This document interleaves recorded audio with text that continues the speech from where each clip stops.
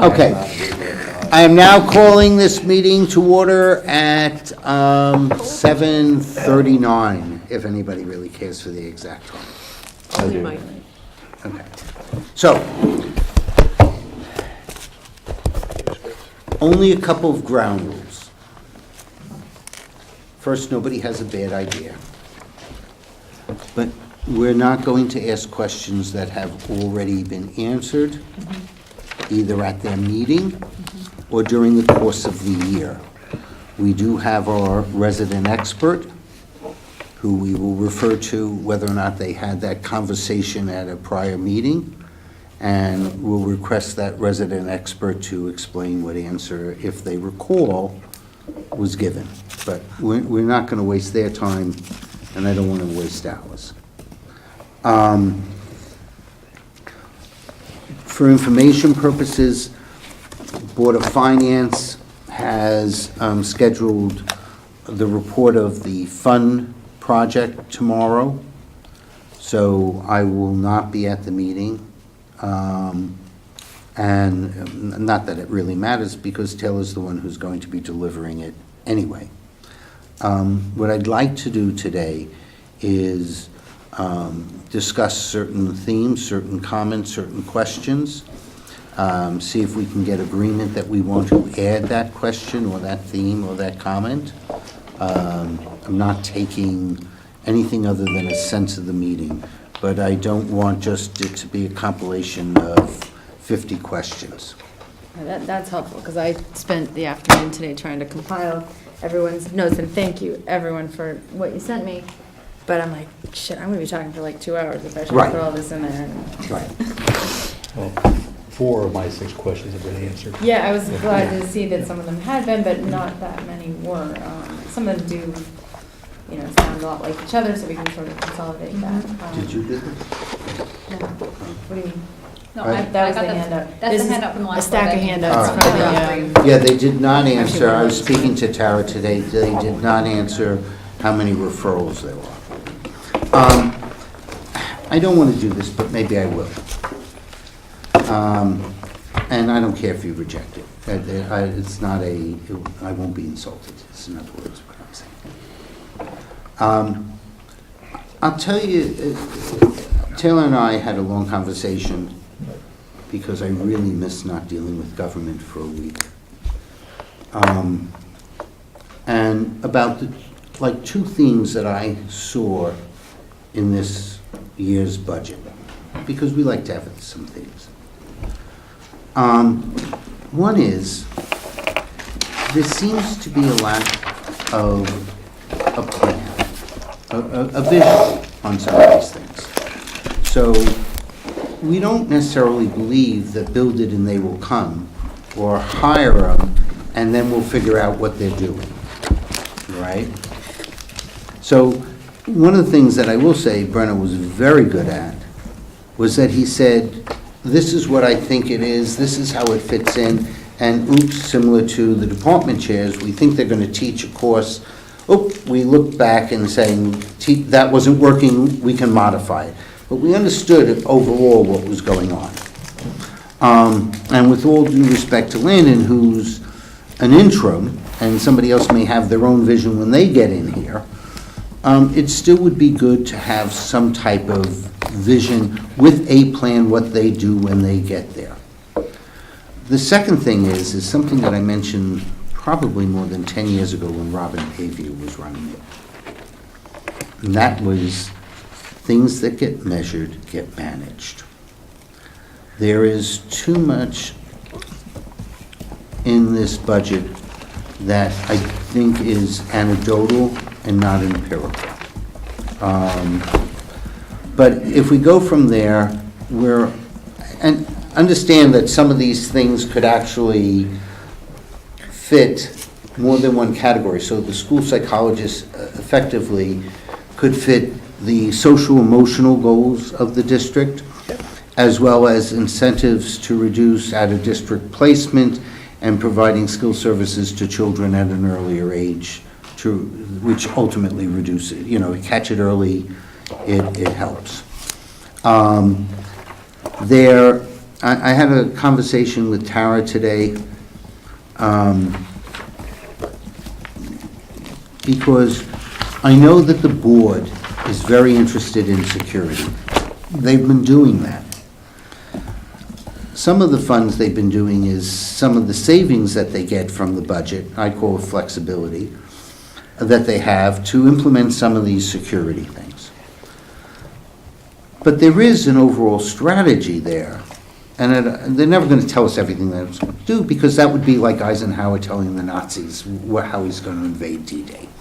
Not smart.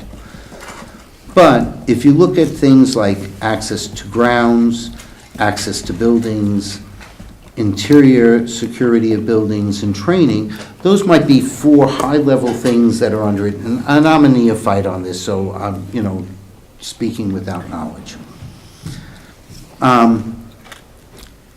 Taylor and I believe,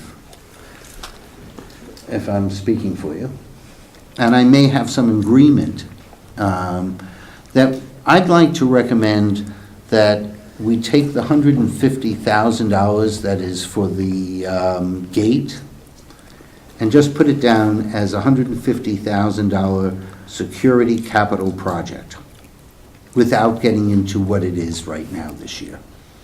Because I guarantee that there's going to be a $150,000 capital project that they're going to do, and I'd rather that they not be using it out of operating expenses.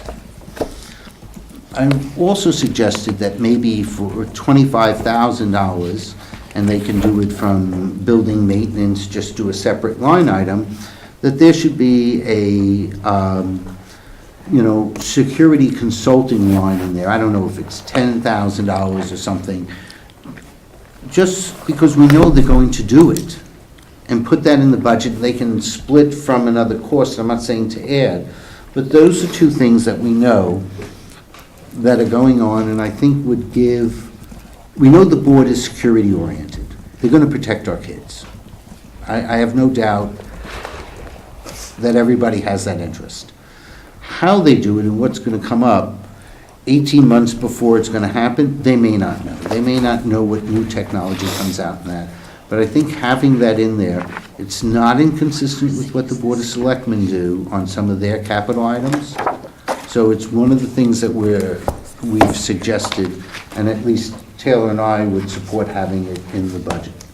Oh, yeah. I mean, So it's my top priority is to have it in the budget in a more formal way, and I would love to see them have a plan for even securing a plan, and go out and secure the funds, whether privately or publicly, to hire a consultant to draft the plan, to then roll out the plan, and whatever broad brushstrokes they need to tell us in the budget, so it's not breaching any kind of security constraints. There's got to be a way to do this, but 2 years in a row now, we've made substantial investments in security outside the budget process. It's been a sponge for extra funds, which I certainly don't argue it, but I would hate to think that if there is an overage in some other area, that there won't be the funds available for those investments this year. So that is one of my. Are you saying the 150 on top of the gate? No. Or you're just moving that to a different? I think that they currently have like $150,000 in their capital projects for the gate, the pillboxes on the checkpoint trolleys. So since I'm not sure checkpoint Charlie is going to be approved, why not just put it down as a security capital investment for the year? And if it is approved, it's there, if not, they're full sustainable. And we have found it someplace else. I gotcha, and you at least you.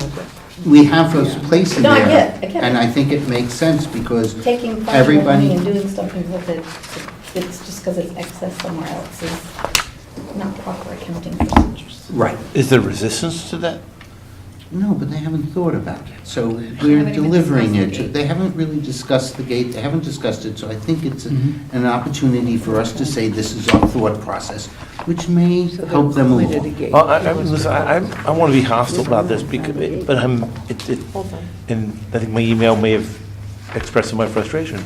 But with this, what you just explained, and again, I was absent in the afternoon, but between that and not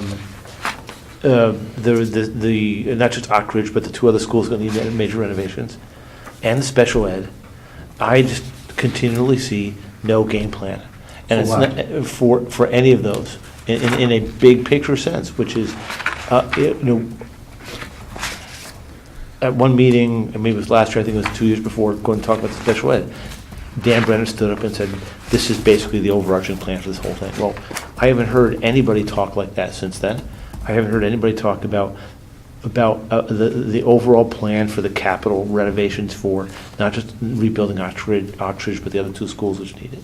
And from what you're telling me right now, there's no plan like this for this. And I have. I'm not saying that there isn't a plan for that. Please understand. Okay. They have been discussing it in executive session. I'm saying come out and at least gives us, But if there was, they should be asking for the funds. they just give us 4 things. No, their belief was if something comes up, they will divert other funds that they have towards that. I'm saying I'd like to do the same thing that we do in the Board of Selectmen budget, is knowing that things will come up, put it into a capital account. If nothing comes up this year, it's sitting out in the capital reserve for the Board of Finance. It's not their money to take and spend, but they then have some, call it a reserve for capital projects going forward. That's it. So Where's the fund it is in right now? there There's is a none. line item, there's a line item for security. It's the one that keeps overrunning. Which- Last What year. RC? And which RC are you looking? And it We can't mentions find it, gates. capital Oh, I'm project. sorry? And it mentions gates, I'm kind of lost. Okay. Yeah, we're looking. One of the capital items is a gatehouse for access to What is it? the high school Okay, I saw it. during, I don't know that that's going to pass, because there's Yeah. some additional there costs money? associated with that right now, due to either something like eminent domain or something like that. So it may be 100. Traffic control security booth, is that? Thank you, Yeah. that's what it is. We got it. Thank you. 146, I think. 146, 150K. No, So- is that part of the plan that's gonna, at the high school, where they're gonna actually No, stop? that's, oh, are you talking, is that Right the now, capital it's called side? a security booth. Right, but I had heard that there was a proposal that they were essentially gonna stop through traffic to the high school. Yes, but there's some other costs from the original estimate of what's there. So all we're saying is, we want, I don't want to get into the detail, I don't want to micromanage them. Yep. All right? I don't want to tell them what security they should do and what security they shouldn't do. All right? Not my expertise. But just account for it the way we want it. I want them to account for it the way I want to. Amen. Yes, this is an accounting issue. We're able to comment on their accounting, and that's not the first one I'm going for. Just a couple of just thoughts is that, for something this important, this kind of proposal you're coming is really going to have, we have affirming the importance to the Board of Ed, and having the formal accounting talking about the capital. That's how I presented it to the person I spoke It's to. an affirmation. And the other thought is just fresh off this review a few months ago, all the reserve funds, we put things aside, salted away, and we're cleaning things up, that something as important as this certainly merits a reserve fund with that. But it's a separate reserve. It's going into capital. Anything that, every year, if you remember, for those who've been around, we do a movement of things into the capital. It's the, correct me if I'm wrong, because I always get the letters wrong. It's the reserve fund for non-recurring expenses and something else. So that is transferring it to a separate reserve account that's managed by the Board of Finance. Once we transfer the money in there, every project is managed by the Board of Finance in there. It's not, He just wants to take. it's it to the Board of allocated Ed. to projects, but they would use that should the Board of Ed come up with something that's capital related. Like I believe the blue lights were a capital project, not an expense. They would go to the Board of Finance, and this is part of the reason why I want to say, oh, this is grounds access, building access, internal security training, we have a capital project that's going to be addressing building access. Fine, you know, done deal. They don't really have to give the details other than saying, here it is. It's gonna cost us X amount. But the money's there. Because if we're approving operating, it's supposed to be for operating. The money would be held at the Board of Finance. Not got at it. the Board of Ed, yes. Yes, That's the big the Board of difference. Ed can't hold anything. And then to appropriate the funds, the Board of Ed would have to go to the Board of Finance and request the funds. And It's a it capital would- project. It may also have to come through the RTM. No, No, Okay. never, I'm just asking. no, no. When It we- would only be if it was a reserve fund. If it's Right. a If it's approved an for a appropriate capital law. project, they don't have to go get permission. right, once we have, But they would have to get permission from the Board of Finance. no, they would just have to tell them we're using that You have to 150,000 for put in a this. proposal. Okay. All right, for this security, done deal, the money's there. It's approved. Just wanted to clarify the Right, process. and the RTM approves it when we approve the overall budget. Got it. Got it. Okay. Yep, I remember now. So it's very clean. Yep, I remember. You have the funds there, we know it's there, you're stating that this is important, we will realize that it's important, we want it accounted for properly.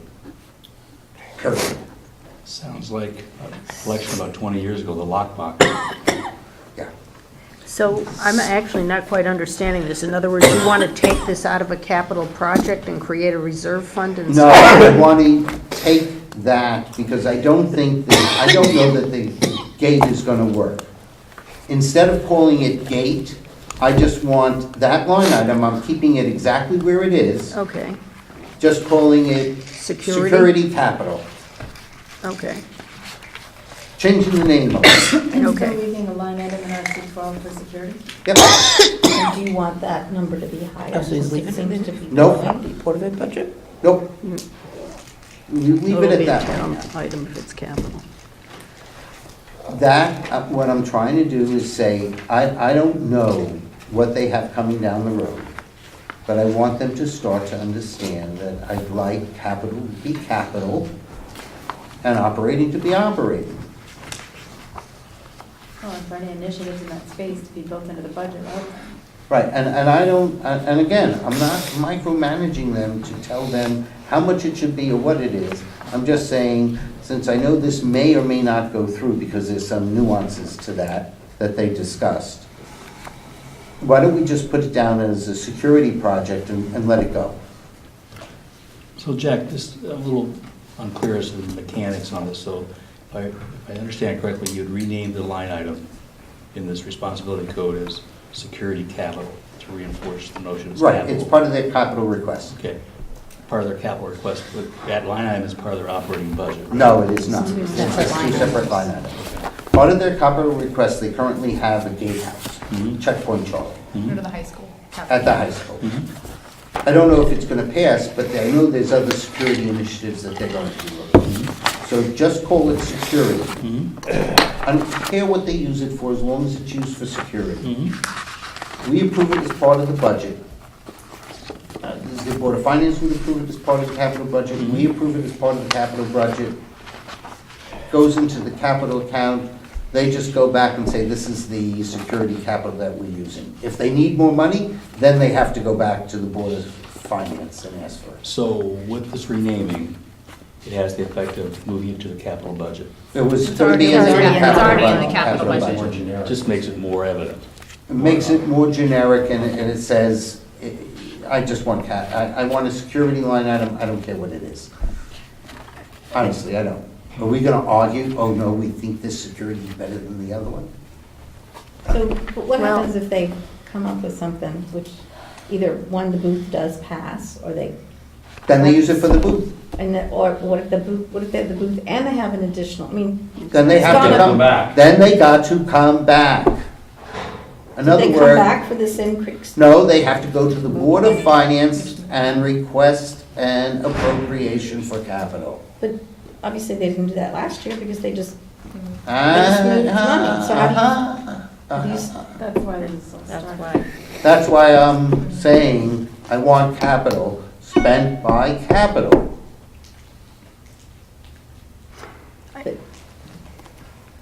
I think there's a little risk, though, if you just say security, and right now they're talking about a booth, so then they can spend 150 on other security, and then they can come back and say, but aha, we were really talking about a booth, and so now we need another 150. I mean, I think There you is that might be risk. opening yourself up to a There is that risk here. risk, but if they're spending, if they really needed to spend $300,000 on security, I mean, with all honesty, if they really needed and wanted and appropriately spend $300,000 on security to make our schools safer, who is going to object? I mean, But do we want, then maybe we don't want to just tie it to the high school. I mean, it's no, it's security. not tying that to the high school, that's just Oh, gonna you're moving be it out of the high school, VHS. right, and just say, Okay. why don't we Oh. just do Just security, renaming it, general it's just line, in- you Under know, the Yeah, and their general administration or thing. It something, doesn't- or More than renaming it, it's district-wide. moving. district-wide, right. Okay. This year and then ongoing, you want to? Then ongoing, I think, it's not really a reserve. Ongoing, I want them to allocate a certain amount to capital improvements for security district-wide. Because I think it's reasonable, if I look at over the last 3 years, you know, they put those things underneath the bridge in the high school. They've put in the blue lights here. They've done a whole bunch of different security. They have, you know, you can't get in if, you know, with different passes and all these things. They've done a significant number of security initiatives, and not all of them have been capital. Sometimes what they're doing is waiting for what the excess funds coming out of the excess cost reimbursement and using that for security, which is why we're not getting the full amount back when they're getting, you know, $1 million over budget. Have they explained why they have been doing it in this fashion? Yeah, because something came up, they had the money, they did it.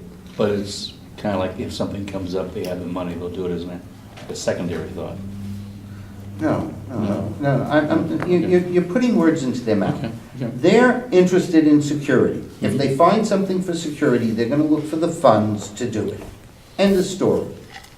It's as simple as that. And is it in the capital budget because the expectation is that it will be bonded? No, but it can be. It's too small of an amount. No, but together with other stuff. It could be again, but Okay. it's not because of its bonding, it's because it's a capital investment. Right. And it should be in capital. Okay. I'm being a purist on It this. does not affect the overall increase in the cost and the operating cost because it's in capital. Right. Either way, since it's in capital, it may or may not affect our mill rate depending upon how the Board of Finance decides to pay for it. The Board of Finance can take it out of our general fund, they can take it out of the capital reserves, they can bond for it, or they can tax people for it. So I'm not looking at this as being that this is adding 2 basis points to our tax. I'm looking at it, I want this properly accounted, I want to have a line item, we know that it's important, let's put it out there that it's important and move forward, and I'm not telling them what they can and can't use it for. Not my job. So what Not do our we, job. Jack, what do we think right now about the fact that the operating budget is proposed to increase by 2.97%? Why don't I get through with some of the other things, because we just still what I talking have here, then we can talk about that in general. The other thing that I am vehemently against is the accounting for the school psychologists in the elementary schools. It is how Westport did it, because they had assistant principals who were special ed there. It is not how Darien does that. Now, on the same token, what I have stressed at both the January 5th meeting is I am a firm believer that the school psychologist should be reporting their billable hours, no different than every other psychologist does, so that we know what's being spent on what. All right? I tend to believe that the second person that's coming in is going to help more on IEPs and everything else like that because they need it. And that the current person who is there does not even have the time to see students who may need help because they're overwhelmed, all right? However, I don't like baiting and switching special ed course. What I would prefer, and I've worked on special ed for some time, we have 504 students that are taking services out of RC 24. They're 24. 26. Special ed is RC 26. 24. Oh, 26, sorry. Yep, sorry. You have 24. little faith after doing this for 10 years, you're asking me what RC is? I'm just making sure you're on it. Test. Test. Yeah, you know, come on. The fact is that we know that 504 students are using these services. We know that there's mainstream students that use services, whether or not at Middlesex and the high school. And it's not just school psychologists, it's language and speech therapists, it is social workers. And so I'd rather that we track, and as a footnote, put down X percent, you know, which relates to X number of dollars, is being used for mainstream students and non-special ed. RC 24 does not solely collaborate with the 641 or so students that are in special ed. It has mainstream services in there. And I think it would be better to disclose what that is, but keep everything in the same bucket of where it is. Just give the disclosure. I mean, those who have been around, you know, I'm going to pick on Clara because she's here. But when you were on the board, that's true that RC 24 has served mainstream students for years because you have the 504s and the others that are receiving services out of that. That might be true, but I was just looking for this. At one time, special ed, the person in charge of it, it was called Special Ed and Student Services. And I wonder when that got dropped, because you wouldn't have these questions if it was called Special Ed and Student Services. Right. A long time ago, it was dropped, over 12 years I ago. don't know if it was deliberate or if it was an accident, because I was actually just looking for it. It's only called Special Ed now, so. Right, but it is providing services right. to That is mainstream students. Quantify what that is and put it in a footnote, and that's better than worrying about what the allocation is. It's also inconsistent to allocate to the elementary schools, but by the way, the extra school psychologists are doing the same services in Middlesex and the high school, and you're not allocating there. So I've been very honest that I will vote to cut the school psychologists personally if they're not properly accounted for. We can't cut a line item, we can cut in a dollar amount from the I will operating. cut a dollar amount. This is new user fee. I will Okay, cut, this is this I year's will user cut fee. the dollar amount if they're not properly accounted for. Yeah, all right. So Jack, question. I'm just telling my things and then everybody But can tell this is just a question, because Yep. it always seems like when we're talking about the education budget, that it comes back to special ed, because that's where Yep, the drivers are. not, Not this year. not Not this year, it's flat. totally.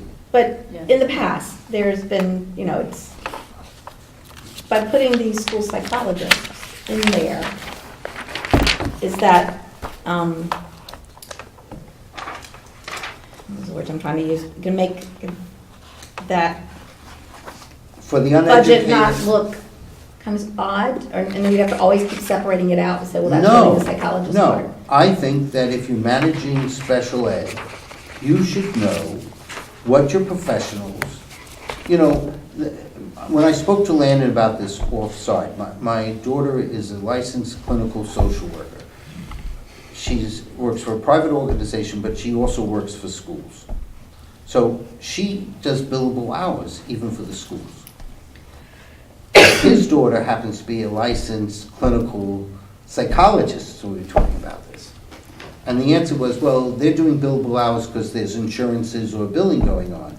And my response was, well, all of our professionals should be doing billable hours because there's IEPs. And so you want to make sure that we're accommodating what the IEPs are doing on that. I think that they should be accounting for their hours, and I think it makes it very easy for them to discuss what the range or a close enough estimate of what's going on an annual basis. If you're managing it, you should know it. Well, will they I'm be not- hired at salary, or will they bill, are they contracted it's- to bill at hourly rates? The That proposal is that they're gonna be hired. You're just saying you want to track the work. I want to track the work. You want to be able to track the division between how much time they actually spend on special ed versus how much time they spend on mainstream kids versus Or the doing 504 nothing. kids. By that time, they're hired, though. Well, I'm not getting into, I'm talking about a mechanical thing, whether or not they're hired or not, I still want that billable system in there. Has nothing to do with the new ones. I want it in there. Billable here. For you, even for the ones we already have, You betcha. okay? This is a little So, deep in the weeds. David brought up a question Yeah, I about agree. who is responsible for overseeing the psychologist. Will that answer play a role in where the psychologist should be placed in the budget? Because if the principals are the ones responsible for managing the psychologist, that's an argument to put it in elementary school, in my mind. I'm just, And you know what? I can then start having principals, and I can have an assistant principal like Westport managing special ed, and it doesn't show up in West thing, and I can start, because John Zagroski happened to say that special ed is rising, I can start putting it here and there and there and there and over here and over there, and nobody's tracking hours, so nobody can really know, and then you never have control of what's going on. There is no reason Can't the to psychiatrist ever just- put it, I don't care who's managing it, I'm just throwing a question out. I'm telling you what my position is. They're not being I managed by understand, but a I'm throwing a principal. question out to the committee. They're not being managed by a principal. Can you not put them in two different positions? No, it's hired. If you can't tell me what they're doing, how do you know that they're not doing all special ed work? Presentation. Well, I just don't want to mitigate the fact that they will be doing non-special ed work too. That they will be doing I work want you to for track the it. general population, which is the intent of their hire. Yes. And so in some way, you need to be able to not just lump them into special ed and, The committee until you know what they're the committee, doing. They don't know what they're doing. Well, they should have a tracking method that then when we come up here and we ask the question, that doesn't mean they have to sit in the special ed budget. Because the, Why? well, because they're being hired to do a lot of stuff. I think it goes back to the There's a lot of people title, that it have would be been, helpful if it was changed back to. Martha's trying to jump in here. yeah, I mean, I don't disagree with your tracking, but I mean, these psychologists, as I saw the presentation, will deal with special ed issues, but they will also deal with non-special ed issues.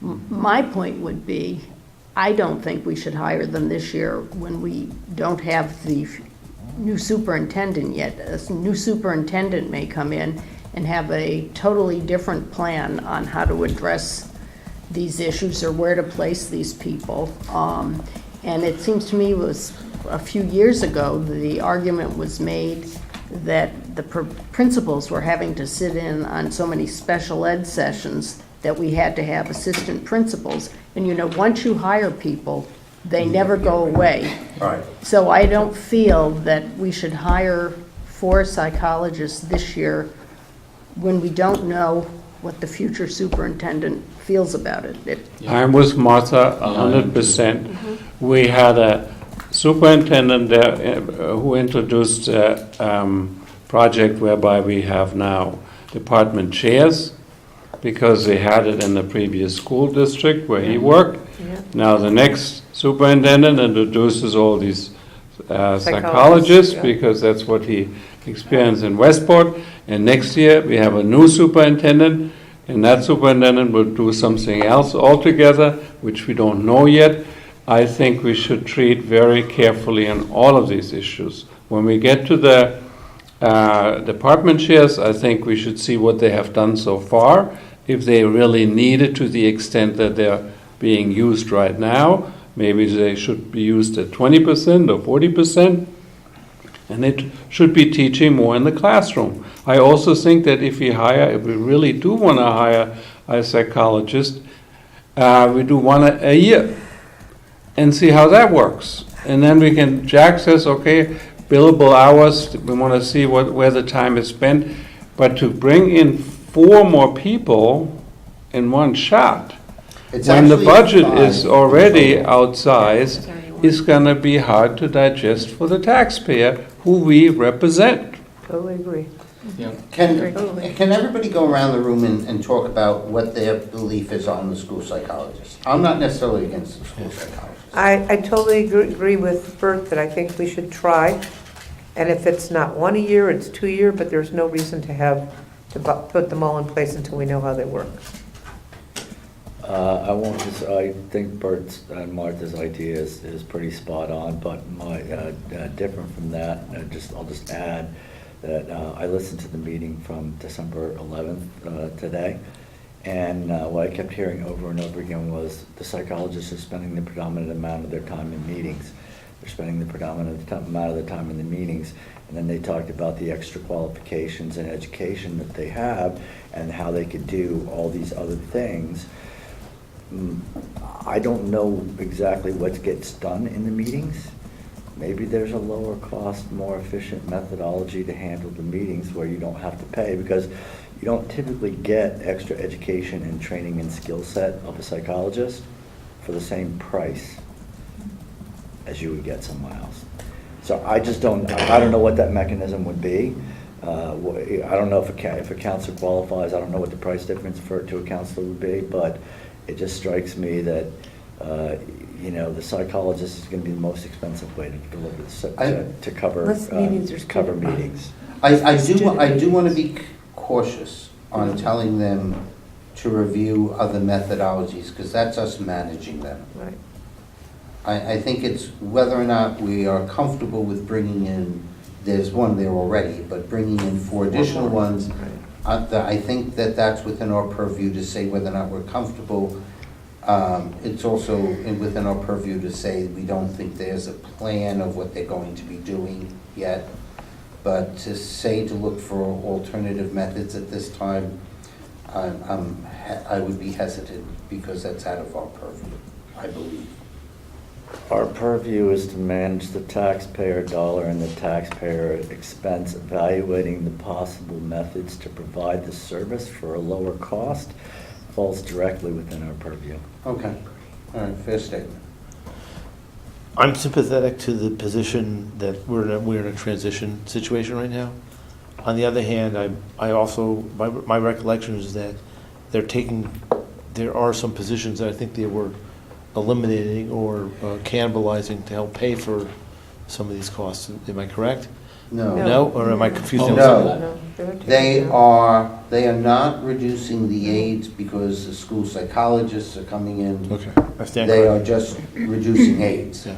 I'm also concerned that we're essentially making Board of Ed decisions by trying to tell them how they can, to best deliver that service for the students. My main concern, I think maybe this bridges both those things, is that I don't see any planning. I don't see any long-term plan as to, again, how are we mitigating how are we delivering services, so ultimately in the big picture, the special ed costs, ultimately, which are manifested by out-of-district placements, being how are those costs mitigated in the long term? And I don't see any plan to plug this item into a long-term strategy. And the other thing I'd like to say, and we talked about the superintendents coming and going. I'm really looking to the board to try to set some of these policy goals these goals and objectives for the district. And I don't understand why we're necessarily waiting for the superintendent. I mean, if this is something that's important to do for the district, and why isn't the board setting some of these policies? I mean, shouldn't the superintendent be the executive setting, essentially executing the policies that the board is setting? And I don't see the vision of the planning coming from the board. They do have social emotional that they have discussed throughout the year. So if we want to say that this is part of the social emotional and that that schools are becoming the major deliverer of mental health services, which is a truism, that has been discussed during the board. So I believe on the social emotional, that's there. All right. And that's been discussed and the vision is there. So, you know, from that perspective, on this particular case, I would agree that there's no plan of what they're doing when they get there. And that's a concern. I would ask, and that instead of using the term billable hours, which almost sounds like we're trying to hire these folks part-time, maybe just a tracking system or time accounting as opposed to billable hours. Yeah. I mean, you may, if you look at the 11.6 that they currently have and ask them to track their hours, it might be. Yes, It might be illuminating, I mean, you know, before we go hire some additional. Yeah. Tim? I was having a problem with the whole lack of measurement and not sure what they're doing. So I was thinking if you hire 1.5 more, so then you have half in each school, and so somebody's there in the morning, somebody's there in the afternoon, and then they can figure out how their time is used, if the kids are accessing them, that kind of thing. I have no doubt that once these people get there, that they would be busy, but the question is, what are they doing? Right. So I'm not inherently opposed to additional psychiatrists, but I do believe that there shouldn't be a lot of big changes like that made until we get a new superintendent, because he is the CEO of the schools, and the board is there to oversee. But in the reality of the situation, the superintendent sets the plan, sets the goals with working with the board. But that's why we hire a well-rounded superintendent to do these kind of things. And I think that we shouldn't be adding 5 people until we have a new superintendent and he has his plan put in place. And it's understandable that there's kind of like not a goal because we don't have, and nothing against our interim, I don't know him or anything like that, but there is a lack of overarching plan when you have an interim person in place. And so I would, and maybe if they absolutely need one, and then they put in a tracking mechanism to see. I know the pieces that I watched, it seems to me that the school doesn't do a lot of tracking to see that if what they put in place is actually working. And if you have a program and you want to prove that it works right, you show data that says this is what I do. And I don't know if they're there yet for 5 new people on this situation. I support them wholeheartedly. Number one, the state has passed down legislation that the schools are now responsible for mental health and social, emotional, and behavioral supports. Number 2, it is in the goals. It's in the Board of Ed goals: social, emotional learning, SRBI, curriculum, and parent training is in there. Number 3, I'm a huge believer in early intervention. Early intervention, the sooner you catch something, the better you are to deal with it and manage it, and it won't grow and get worse as they get older, and then you have to put out fires. I believe that Fitch Academy is because we didn't have good early intervention in place. I believe this plays into security. Social emotional is part of security. Our shooters were known to the school, and they've slipped through the cracks. I believe that this will affect our substitute line. Our substitute line item is huge. I believe that this will affect that. When you have teachers and staff who feel supported and who are getting the training and the professional development that they need, they may not take as many mental health days. I think tomorrow night's presentation, the board is going to do more on the psychologists. We'll answer a lot of questions that you guys are asking that you have a right to ask, and they're good questions. I think tomorrow night's presentation will answer a lot of those. As far as waiting for a new superintendent, I don't agree. Children's needs are not going to wait. And that's all I'm going to say about that. I think they need to get you up there to make the case for this. Because I've heard a lot from Stacey, we've talked about this, so I am very, very open to the idea, but I would still like to see more data to support the argument. Dennis, in his meeting, talked about, you know, if we look at the Fitch Academy, are the school psychologists really nothing more than another Fitch Academy? Because we're catching things in early intervention. So one part of me is in favor of school psychologists. And I'm willing to take that leap of faith, providing they can provide me with a plan, also move where the cost is being put, and also implement some hours so we have some things. But there's something else I would also like to have as part of this implementation. And I had a long conversation with my daughter, who does this for a living. And even at the elementary schools, you have two types of things. You have a situational need for a child, or you have an educational need for a child.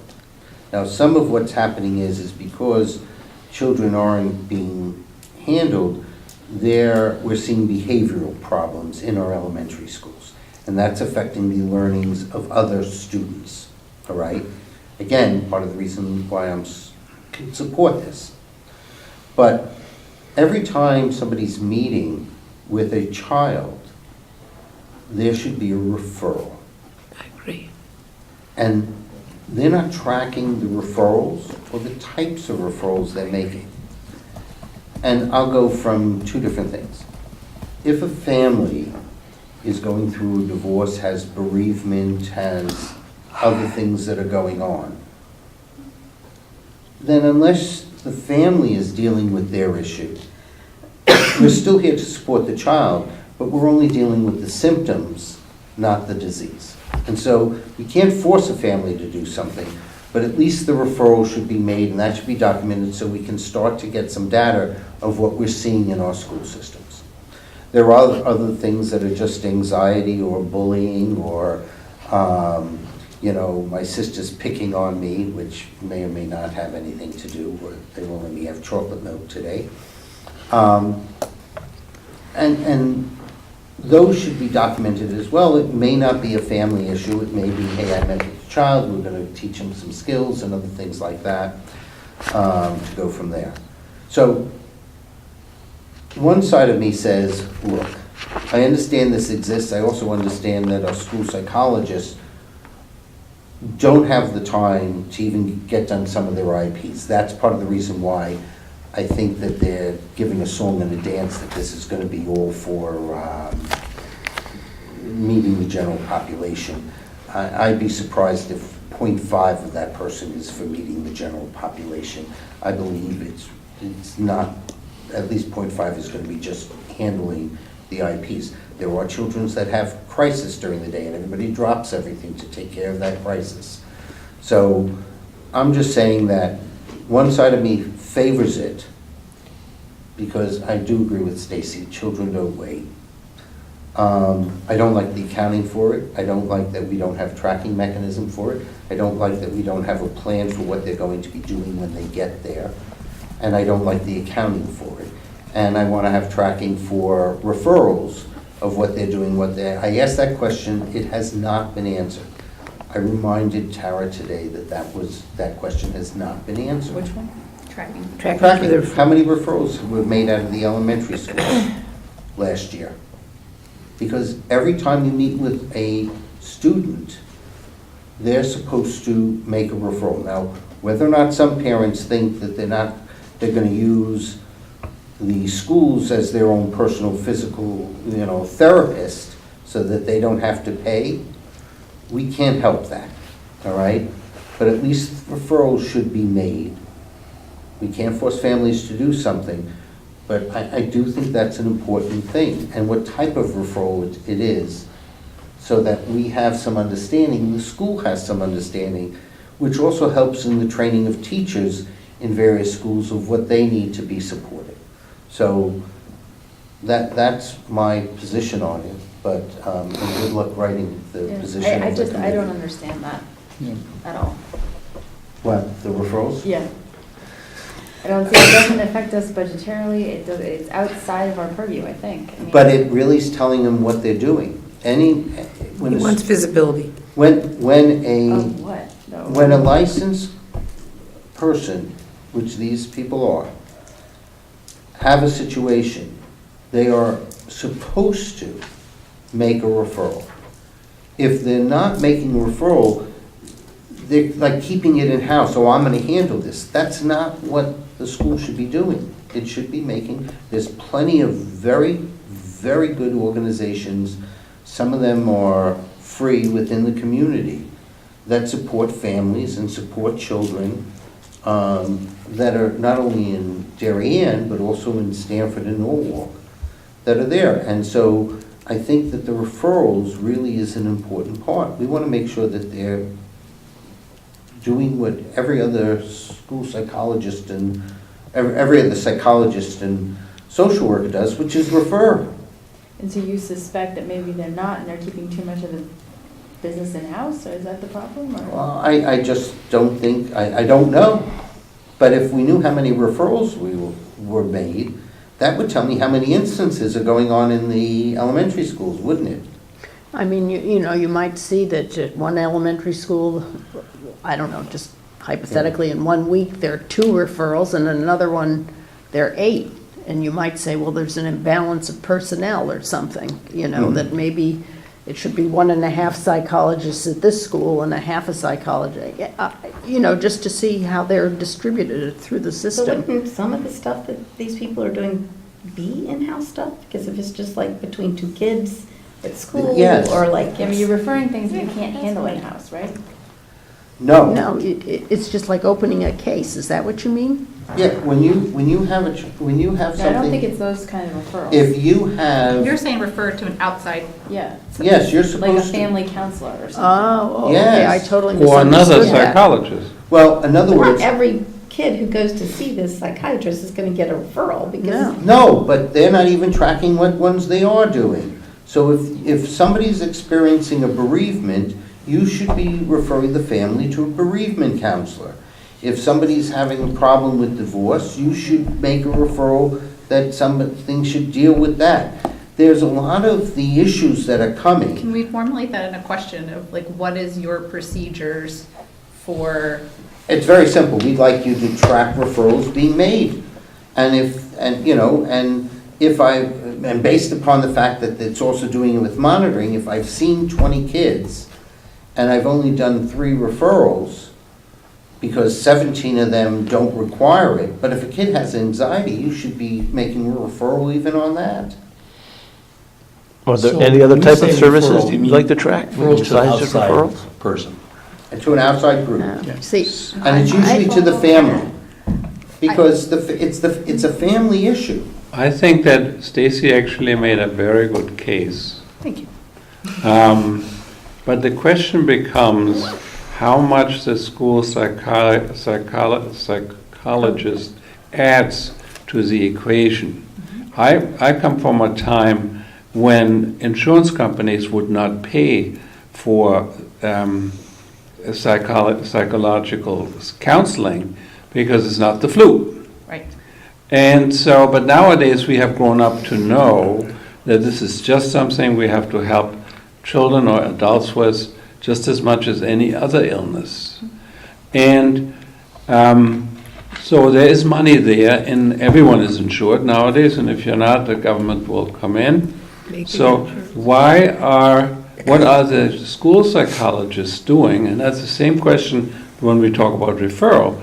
Where is the interface between the school psychologist and normal family psychologist, if there is one, okay?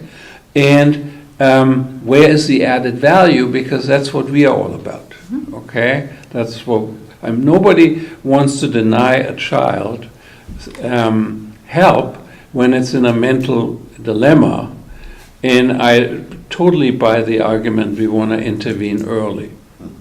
But is that the job of a school psychologist? That is a question, and how much is that supposed to cost? See, I think that it is our job to continue to support that child in the school system. But if the problem is also resident in a house or with a parent at home, then a referral should be done there so that everybody is taken care of. We can't force somebody there, but it starts to quantify. It's just another measure. I understand that not every kid is going to deserve a referral, but it is a tracking. And when I've asked it, the fact that somebody couldn't come back up and said, we made 150 referrals last year, is troublesome.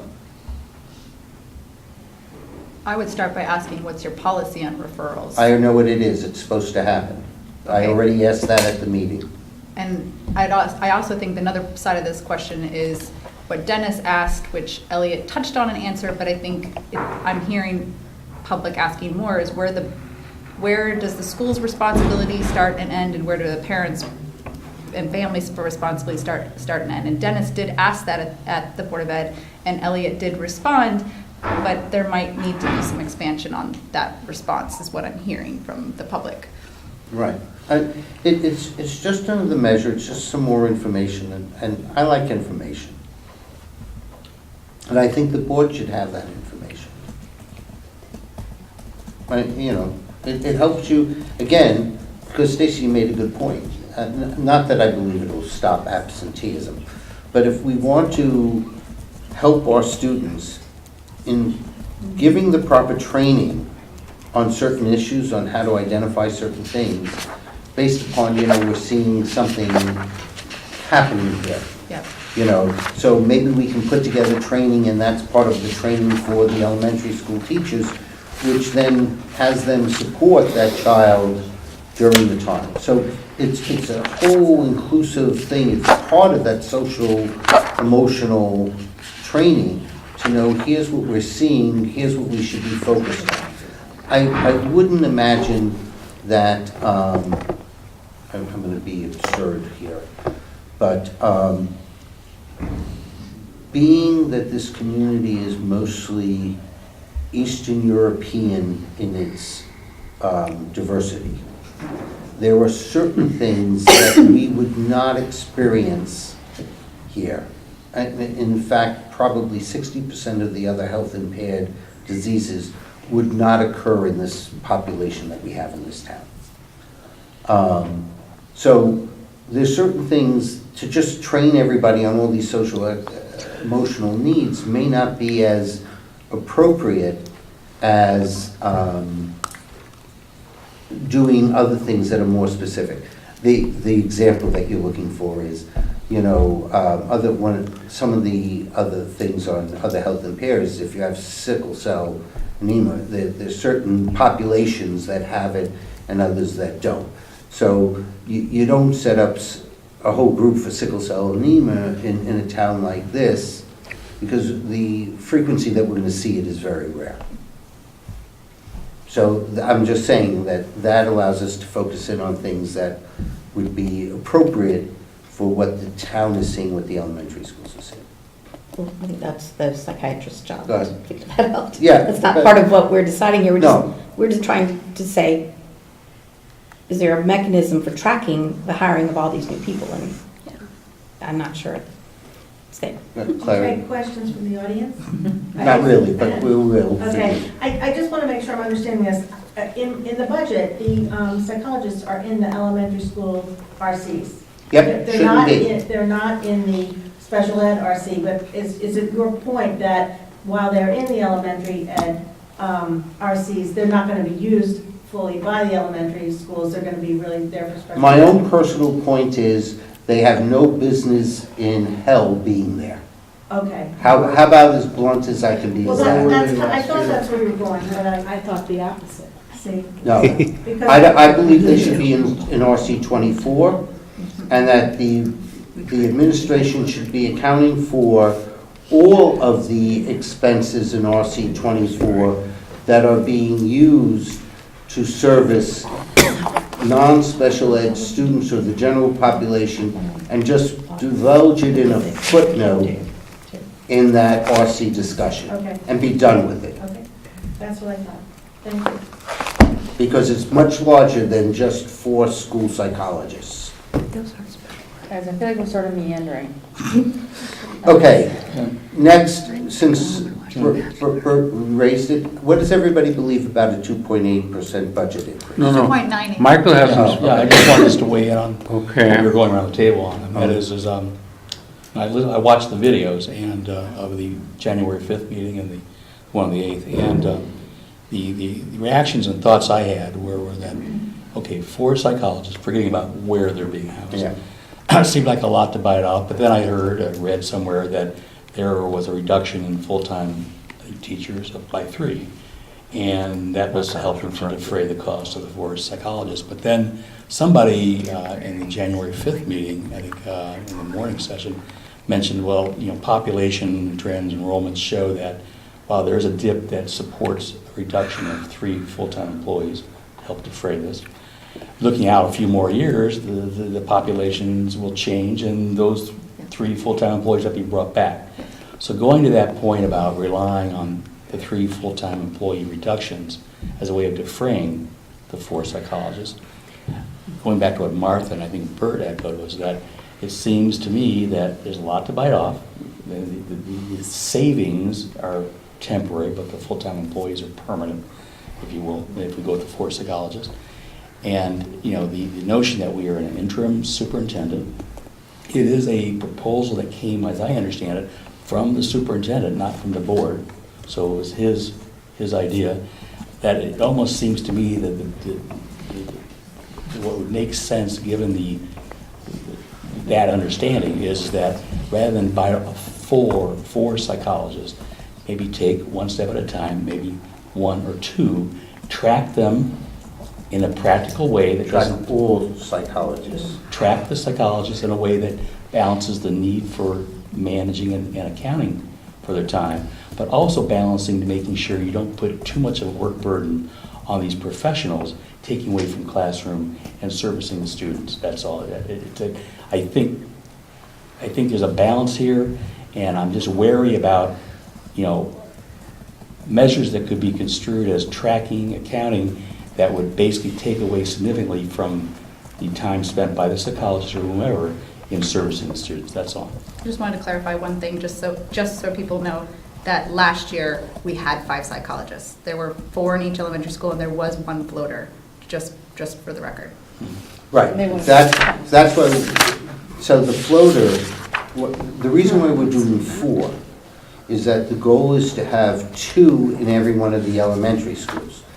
The reality is we have the floater, which is 1. To have 2 in the other all the elementary schools, we would have to hire 4, all right? But they did have So we had 5 plus a floater? 5 plus a floater. We had 4, Plus 5 5 elementary plus- schools, 5 plus plus a this- floater. Plus a floater Yeah. last year. So just to clarify, they did try that model. Okay. Those are my thoughts. We'll go quickly. Why don't we start with what Bert asked?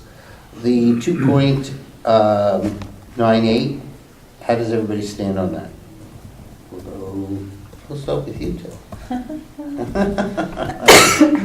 Well, it's interesting, and I printed out just 2 copies of those numbers that I sent you. We can pass them around or not, but, after looking back over the last 5 years, our actual, if we smoothed it out over 5 years, our actual growth rate is 326.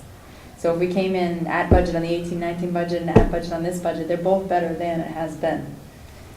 So from that perspective, I was like, you know what, if I look at this budget, there's nothing in here that's, other than the psychologist, really debatable. I mean, a lot of it is out of our control. A lot of it is related to the predetermined salary increases But if we're gonna, Jack and I debated this a lot yesterday, ask them to kind of run a leaner, tighter machine, which looks like it's possible after looking back, I would support that. I think, we've identified a cushion that they've had built in to these budgets. Flexibility. That was necessary. We understood it was necessary, and I thought it was a reasonable amount, but perhaps it could be less. And I think the biggest speed bump they could potentially hit that would derail that strategy would be something like a legislative change to excess cost. In which case, I have no doubt they would be taken care of by the district and by the Board of Finance and by the taxpayers. I mean, there's no reason that they should be. It is my understanding from conversations with John that if the town gets hit with a pension cost, which I highly doubt, or they change special ed, which I also doubt will happen in this legislative session, only because there are people on both sides of the aisle whose town will be greatly affected. Senator Schlossberg voted against the budget simply because Milford and Orange was going to get slaughtered on it, and Westport, or something like that. I don't think she was Orange. That it's not going to pass. However, if we do lose excess costs, then we would have a supplemental tax issued to our taxpayers, explaining why this occurred.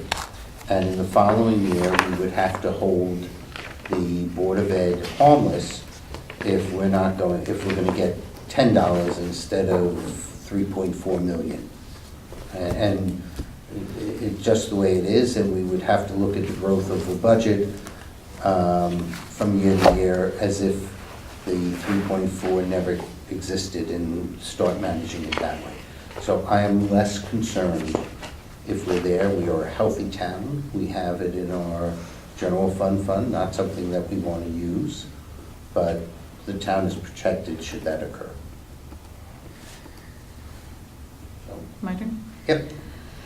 I think this budget is pretty tight. I mean, I don't really know where they're going to cut.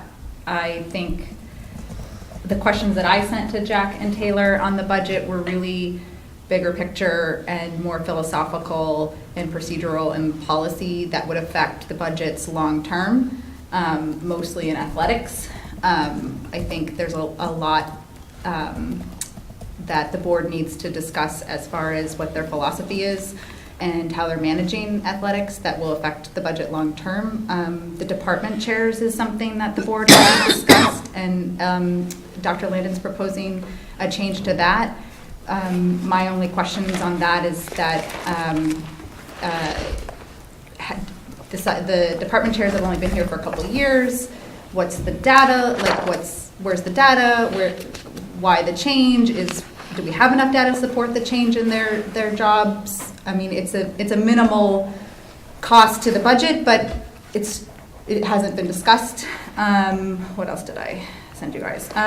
Just kind of an overall look at FTEs and review of some jobs, the SCSS facilitators, the principals and the vice principals, who's doing what, how has their job changed, is there any overlap, can we look for any efficiencies there? We just haven't had like a look on that. Oh, thank you. We just haven't really had a look at that, and so my thoughts are more long-term, bigger picture policy and procedural. I think every budget can be tightened.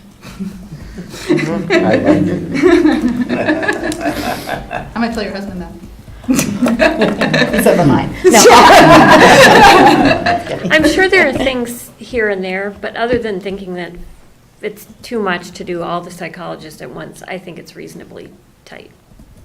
I concur. Well, with respect to issues relating to psychologists and the tracking, I I mean, not to go over it again, I mean, I do support the psychologists and concept, but we'd like to have them accounted for better, but other than that, I'm relatively happy with this.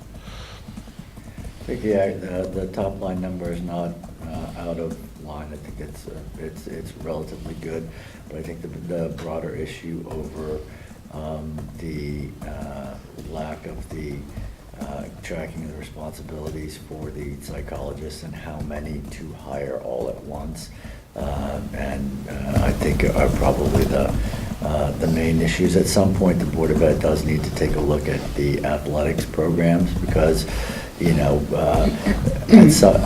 while we are a wealthy town, there should be some threshold for how many kids need to be participating or what the maximum cost per kid is. And, you know, the obvious discrepancy there is when you look at the boys diving team, because of the necessity to rent a pool and have a separate coach from the girls diving team, it comes out to over $6,000 per kid. The next highest sport is $2,600 per kid. And most of the sports are well below $2,000 per kid.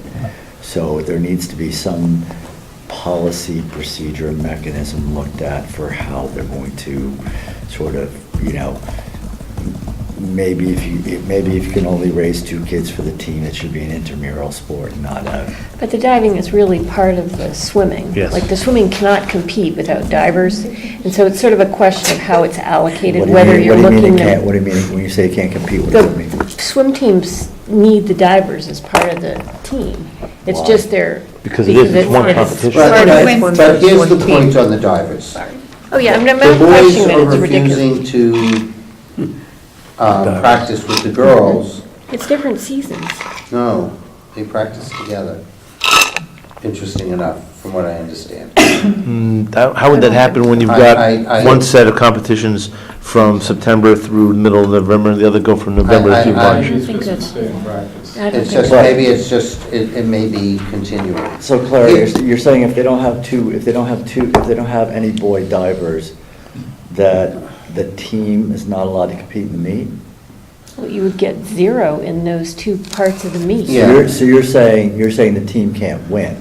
You're not saying the team can't compete. well. So what you're really arguing for is to spend $6,000 per child for 2 boys so that the swim team might have a chance to win if enough of the other kids place. I think it's more of a situation where many other programs may have 4 or 5 divers as opposed to just 2. I think that's, and I'm getting more Well, to the yeah. point of Last year we had we more. can't have a program.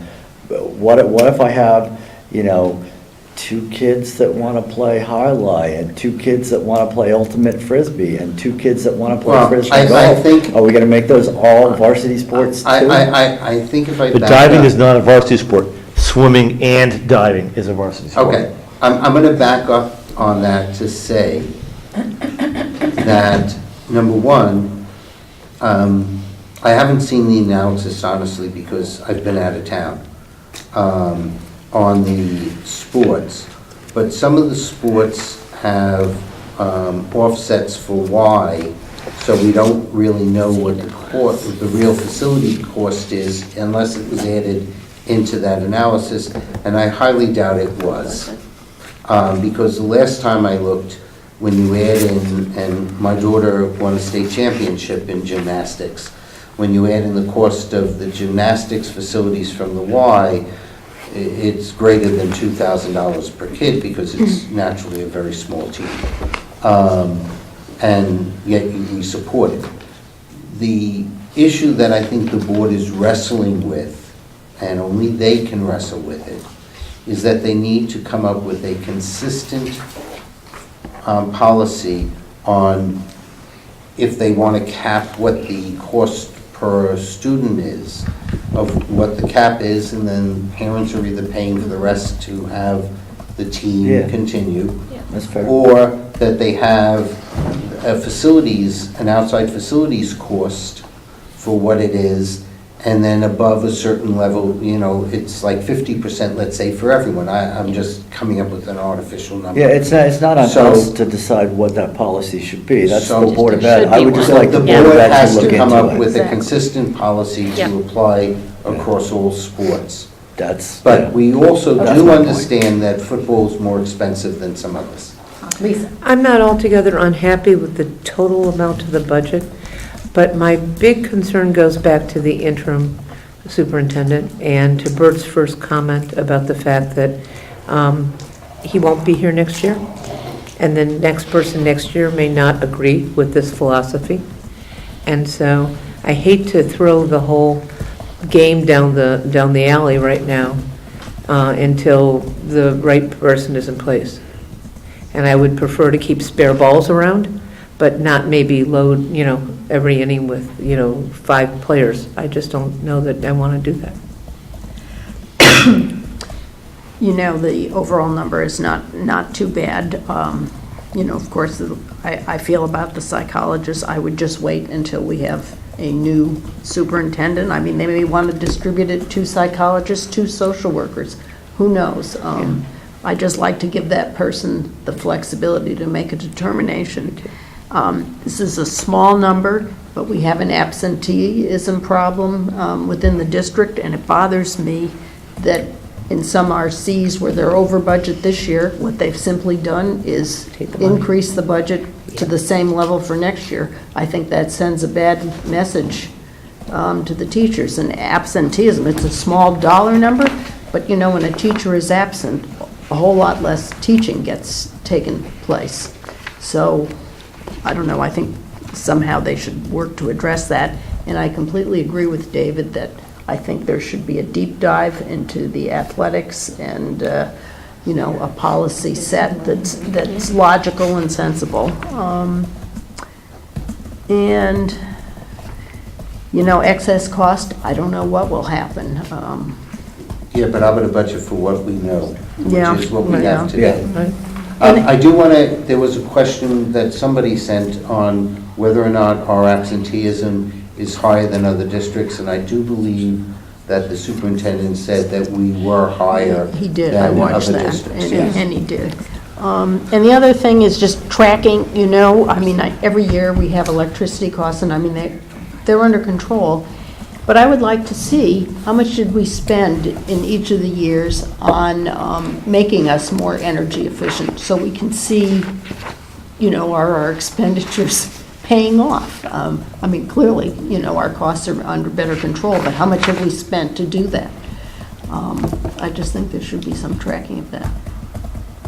So I sent something to our vice chairman, and I have been thinking about the whole process more than the actual accounts, because I don't think it's our job to figure out if we need a diving coach, if we have 2 people in diving, or why do we have 2 more, which we do, 2 more coaches for football than New Canaan. And actually, I think we lost. I think that the 298 is just one number, okay? But the question is, how do we get to that number? And I've been involved in budgeting for a very long time. It's a very important exercise that actually takes place throughout the year, because that's how you think about your business. And so when you start out, you start usually out with a top-down approach that soon is followed by a bottom-up approach.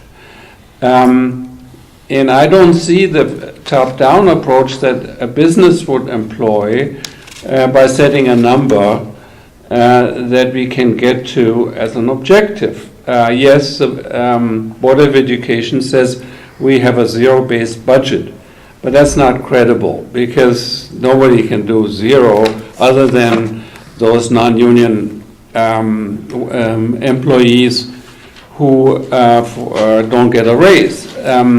So in the business world, you would start out by saying, what are the costs that I control and what are the costs I don't control? So we don't control the 2.25% that the raises are going to go up, because that's in the union contract. So whatever comes out now is either higher than 2.25% or lower than 2.25%. For some reason, we arrived at 2.97 or 2.98. The board could have said, we want to, the 2.25 is fine, but overall, we want to find some savings where we get down to 2% overall. And in the end, when the dialogue ensues between these different departments, the CR unit managers, the accounts have to be looked at. We don't have the expertise to do that. That should be done at the level where the people know most about it, and that's where they teach or where they educate. And we should set and the Board of Education, we should take a step back and say, these are the targets that we're looking at. This is what we think other districts have done. This is what we think the taxpayer can do this year. This is what we should be doing because we don't know what's going to happen down the road. And so we start with a number, it goes down, and then it comes back up again, where people say, okay, within my athletics department, I now have to make a decision. Okay, and let him make the decision as long as he comes out with 2%. I do not buy that the high school, the cost of the high school is going to increase by 4.63%. When you add into this, for some reason these costs are kept in a separate category, the healthcare insurance, which is supposed to rise by 9.4%.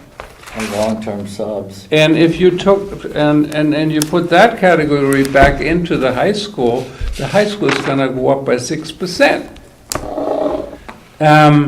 And so these are the things that are worrying me, okay?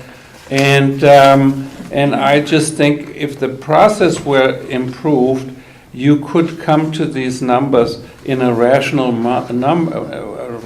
way. The way these numbers come together right now, I guess all the departments say what they need. Then there's some back and forth between the people in the finance department and the administration, and then it goes to the Board of Education. But overall, in the end, very much is done in accordance with what the departments wanted to have happen. And then later on, we're supposed, or the Board of Finance or anybody else is coming in and seeing where we can take some diving costs away. That's not how it should be working. I actually broached this point, upon reading what you wrote, and did some checking. Because while the Board of Selectmen can go and say, oh, we're going to do a 2% budget increase, Board of Eds cannot.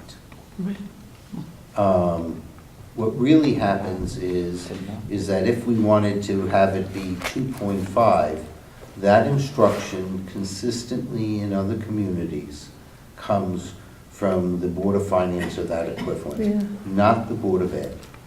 The Board of Ed then has to manage to that, but, depending upon student mix and everything, and we were talking about that there's savings of 3 teachers, there's, I believe the number, correct me if I'm wrong, I believe there's 7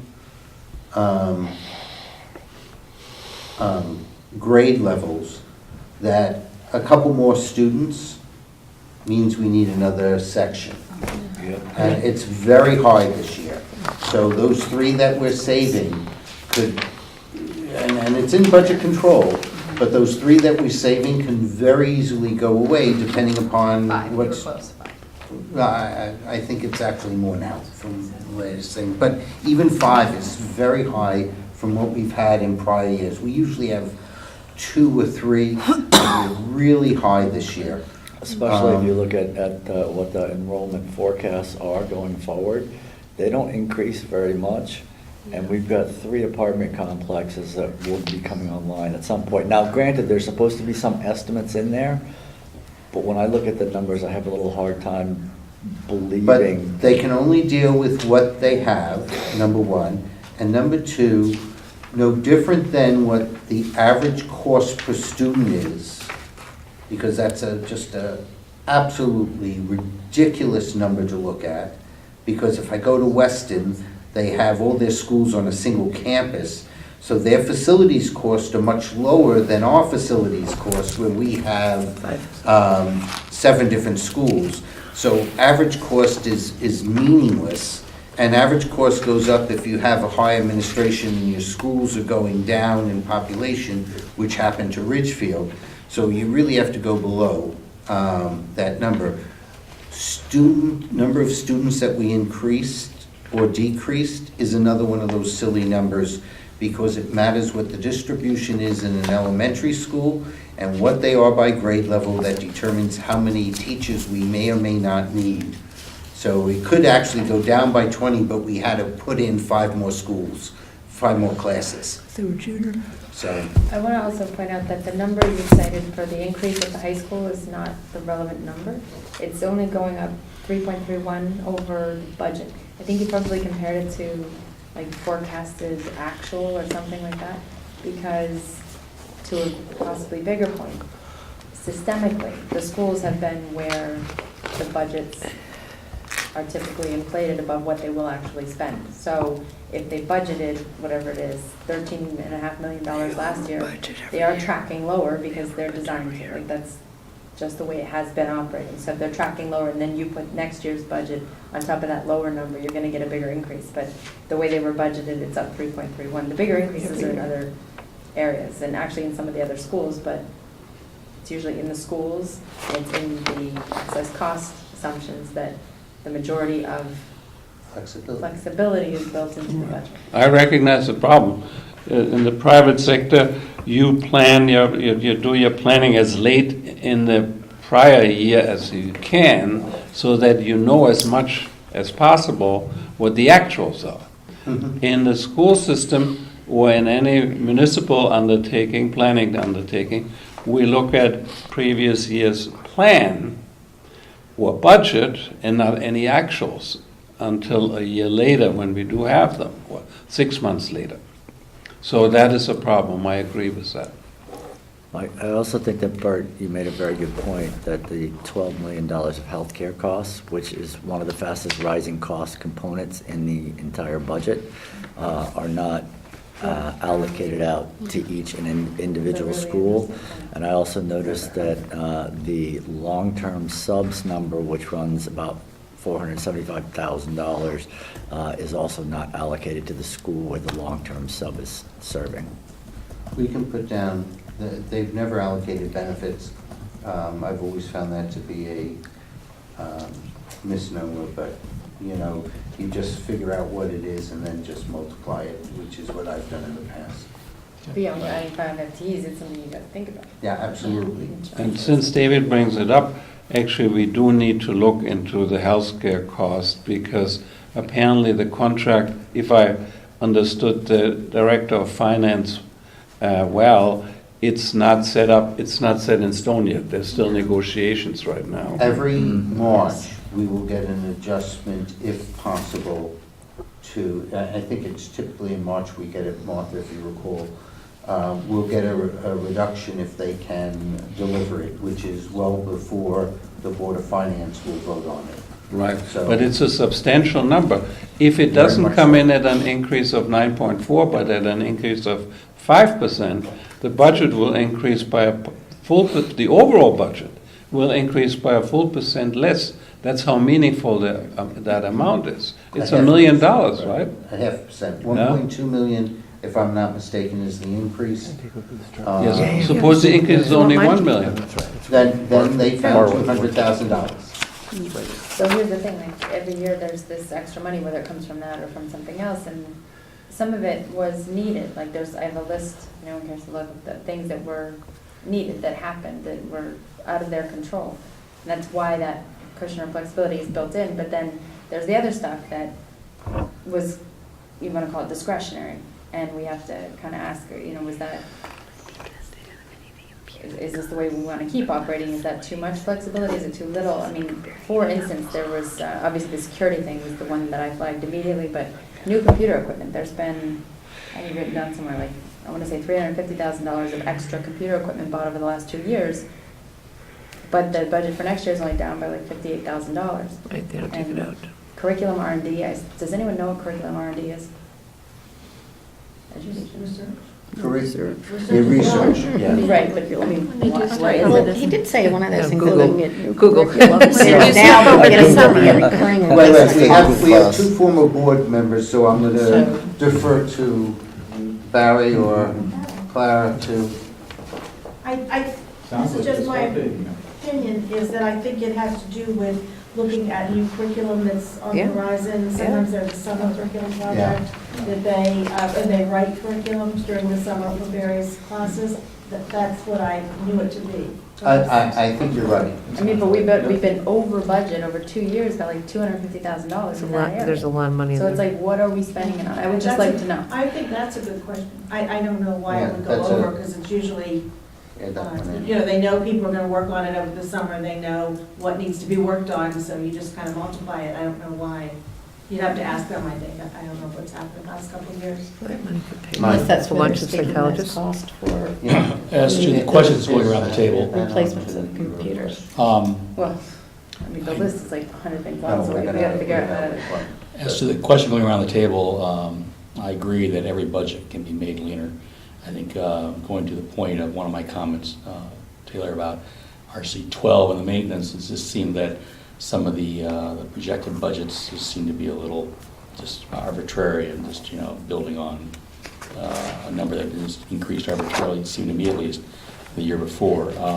But in any event, going to the main, I think, points that, and reiterate what I said earlier, I think Lisa and Martha put it, that I think given the fact we're in a transition year and the initiatives are such about the 4 psychologists, that certainly I understand the reasons for the addition of the psychologist, but given the other background factors about interim superintendent, maybe some of the questions about enrollment and what have you, that seems like a go a bit more slowly approach, maybe stepping it in, maybe 1 or 2 additions would make sense to me. Those are my comments. I think that 2.98 is too high. Yeah, well, come down. And I was speaking to somebody, and yeah, I'm privy to an analysis, and we were talking about when we're going to give it out, but it's up to Taylor. And I think maybe if we can release it this week, it would be advantageous. We haven't validated it. Usually we want to validate it before we do it. But every year what Taylor has been doing is going back to the original appropriation budget that we approve, that line items. And throughout the year, they do budget transfers, so you never really come out, so that when we're looking at what was budgeted, it included all these transfers, and then you're seeing the spend. So what Taylor has done for the main area is looked at what was originally budgeted in the appropriation, What was actually and then looked at what the year-end spend was. And start to look at discrepancies there, where we have under budgeted, where we have spent more than the original budget.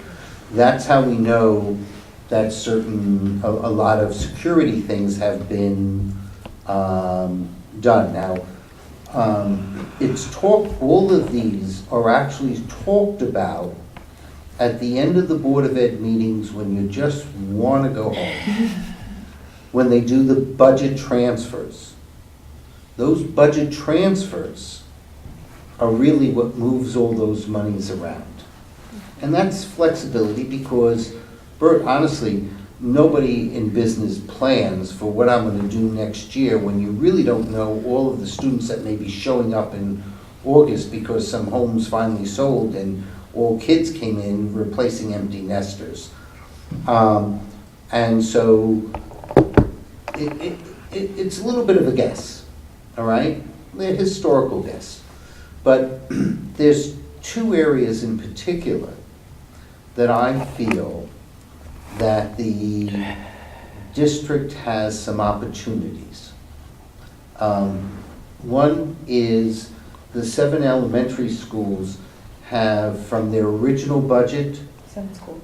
7 schools, sorry. The original 7 schools, from what they've budgeted versus what their spend is, they've always budgeted more, creating flexibility. Yeah. All right? The second part of it is an excess cost reimbursement. Now, I do believe that they need some flexibility there, because when students come in that they weren't anticipating into a special ed, some of them may in fact be part of that excess cost.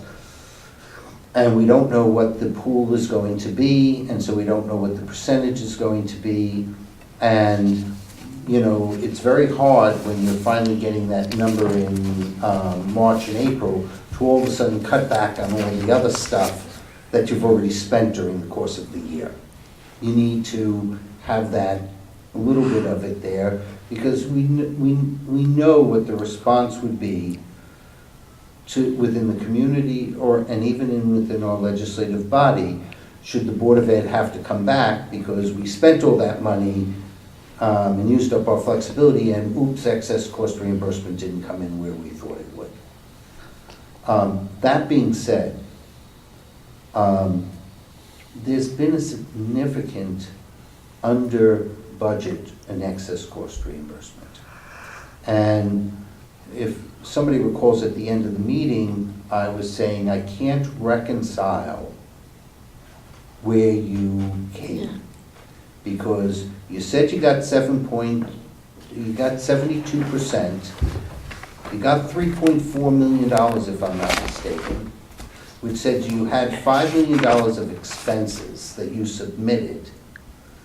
If I say that you're going and using 2% less on $5 million, that's $100,000 less than what you would be recording. If you take out the $172,000 on the out-of-district placement minus the cost per student, which is about $90,000, if I say the average cost is $20,000, it's 4.5 times. So anything above that ends up being about 80. That's another 16. If I just say that the average number of students went up by $500 from last year to this year, that results in a $2,000 expense times 7, 600 students. That ends up being another like $200,000 or $300,000. But there was a $400,000 to $500,000 unreconcilable difference in what we submitted last year and what we received versus what they're recording in the budget. So I think they can increase the excess cost reimbursement, and the way I look at it is you need approximately $1 million to move 1 percentage point here. So $250,000 increase, and I'm just coming up with that number, I don't know if that's the right amount, maybe it's 150, but if they increase excess cost reimbursement by $150,000, it's still well below what they had last year at 3.4. We've just reduced the budget increase by 15 basis points. So we're now down to 283.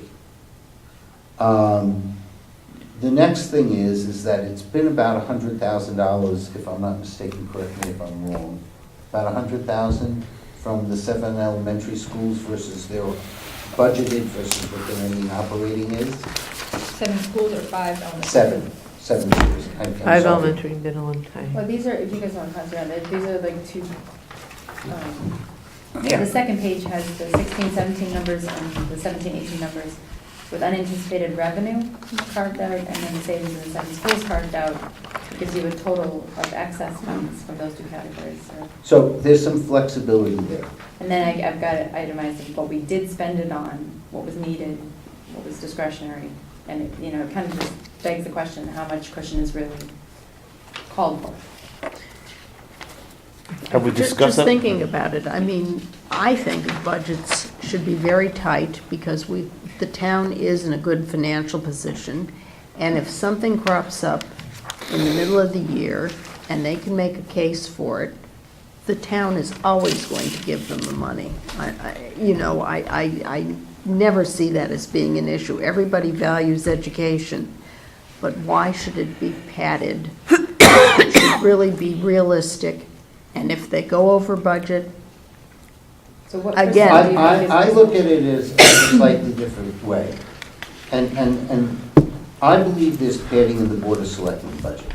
There is $400,000 in Board of Finance contingency on a $25 million budget, which if I was to extrapolate it to a $100 million budget, the equivalent would be someplace like $1 million. And that's reasonably understandable because there's probably more uncertainty in a Board of Ed budget because I don't know what's going to happen in my students over the next 9 months than I do in a town where I should pretty well know what I'm going to be doing.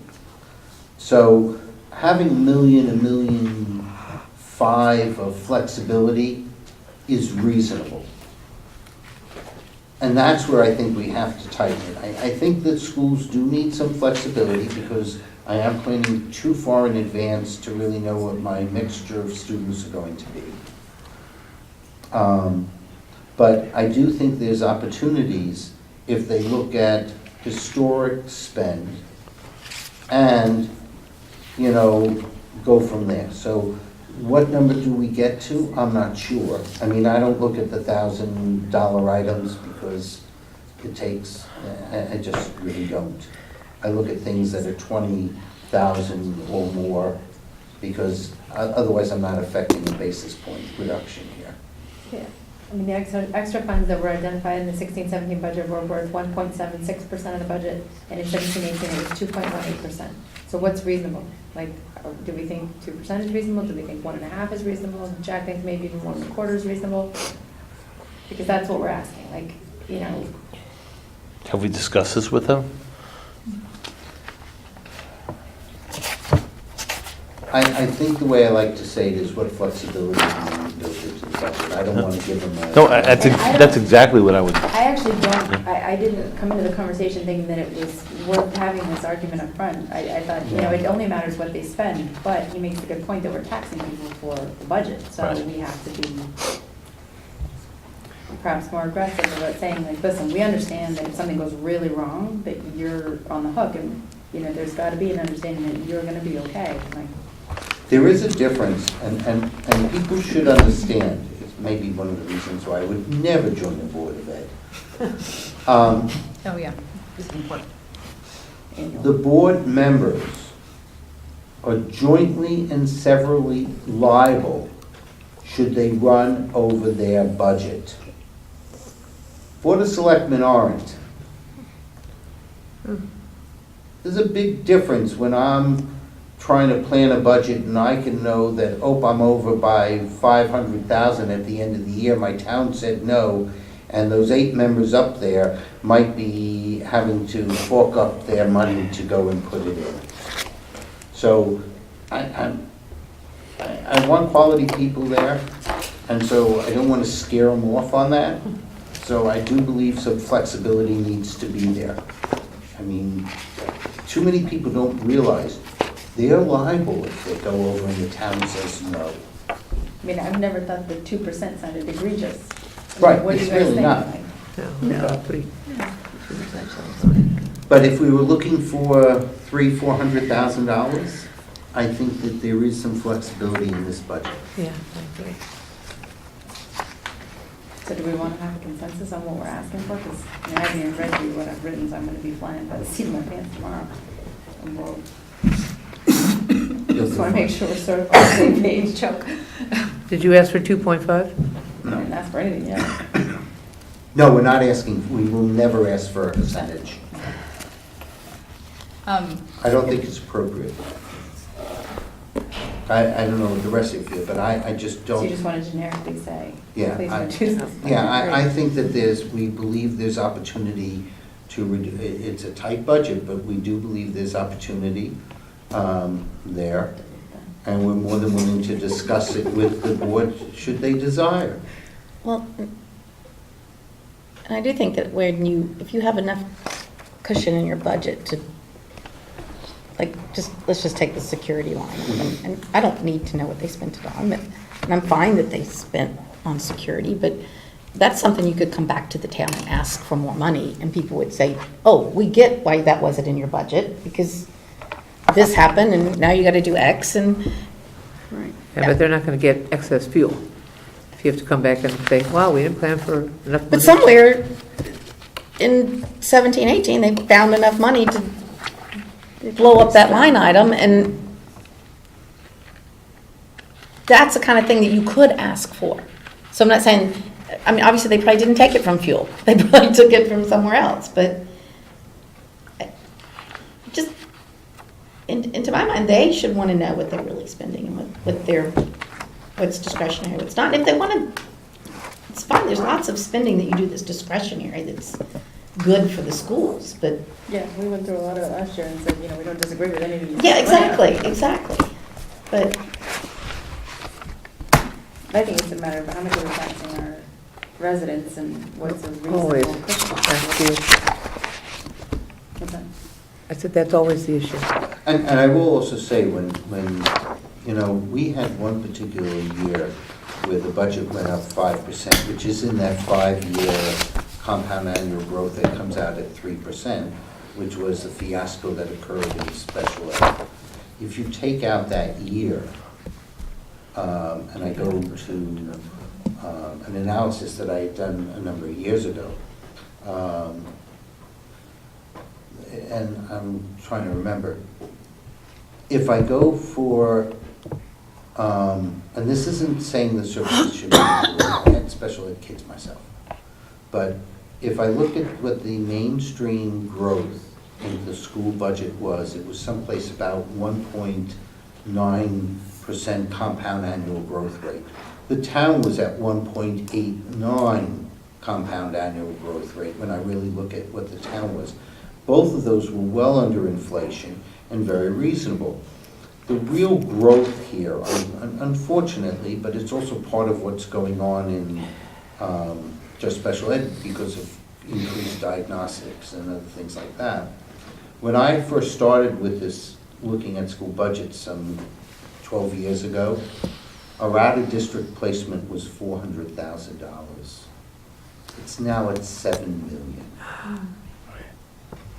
And we're not the only school district that is experiencing that. I was speaking to an assistant superintendent at Stanford, because I have friends on their board, and they're experiencing the same thing. That's where the growth is, in special ed, predominantly. We haven't mentioned it, but their capital is going from about 1.3 million this past budget year to 2.3, which is going to the town side, but that's $1 million. It's a rough number to calculate because their capital is actually down this year. Their capital request is down this year.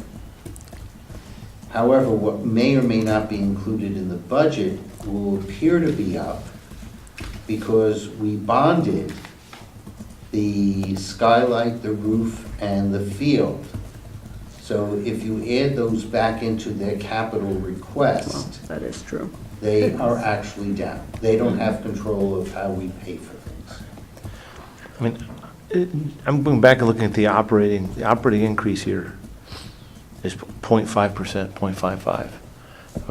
I think that's I look at that as being the central thing, other than the capital, that we need to focus on. We can't control the personnel, we can't control the fixed. And the equipment is going down by 8% from the previous year. So, and that's where I get a great deal of my comfort. The operating expenses are going up de minimis. The operating, over a 5-year, the thing I passed around, it was interesting to look at the 5-year trends. Like personnel is 63% of our budget Right. over the 5 years. It's growing at an average of 338. Operating is 16.44%, growing at an average of 765. Fixed is actually declining, and equipment is minimal. But the top reasons for rapid growth of operating are out of district tuition because it falls into Right. sped consultant services, security investments, building improvements, textbooks, athletic equipment, and all that other stuff, rental supplies, IT consultant services, software maintenance, network investments, and staff development. And I So some of think, it's like discretionary, if you want to call it that, but some of it's stuff that we really can't touch. and quite honestly, I think that we may have better numbers than I'll just ask you for a copy. what anybody else is looking at. Which, thank you for Taylor doing it. God bless you. Because it's a lot of work. But on the same token, we're not doing the same type of analysis on the Board of Selectmen, because that would be an interesting thing to do as well. But when we're looking at this, I'm saying, there are some opportunities if you look at how we've budgeted versus what the ending historic spend has been.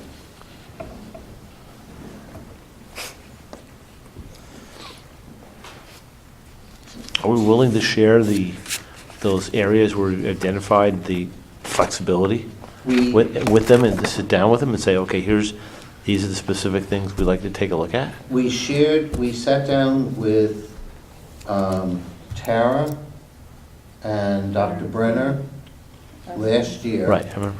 Just to go over to, and I don't recall if Feeney was in there or not. He was there as well. Just to say, here it is.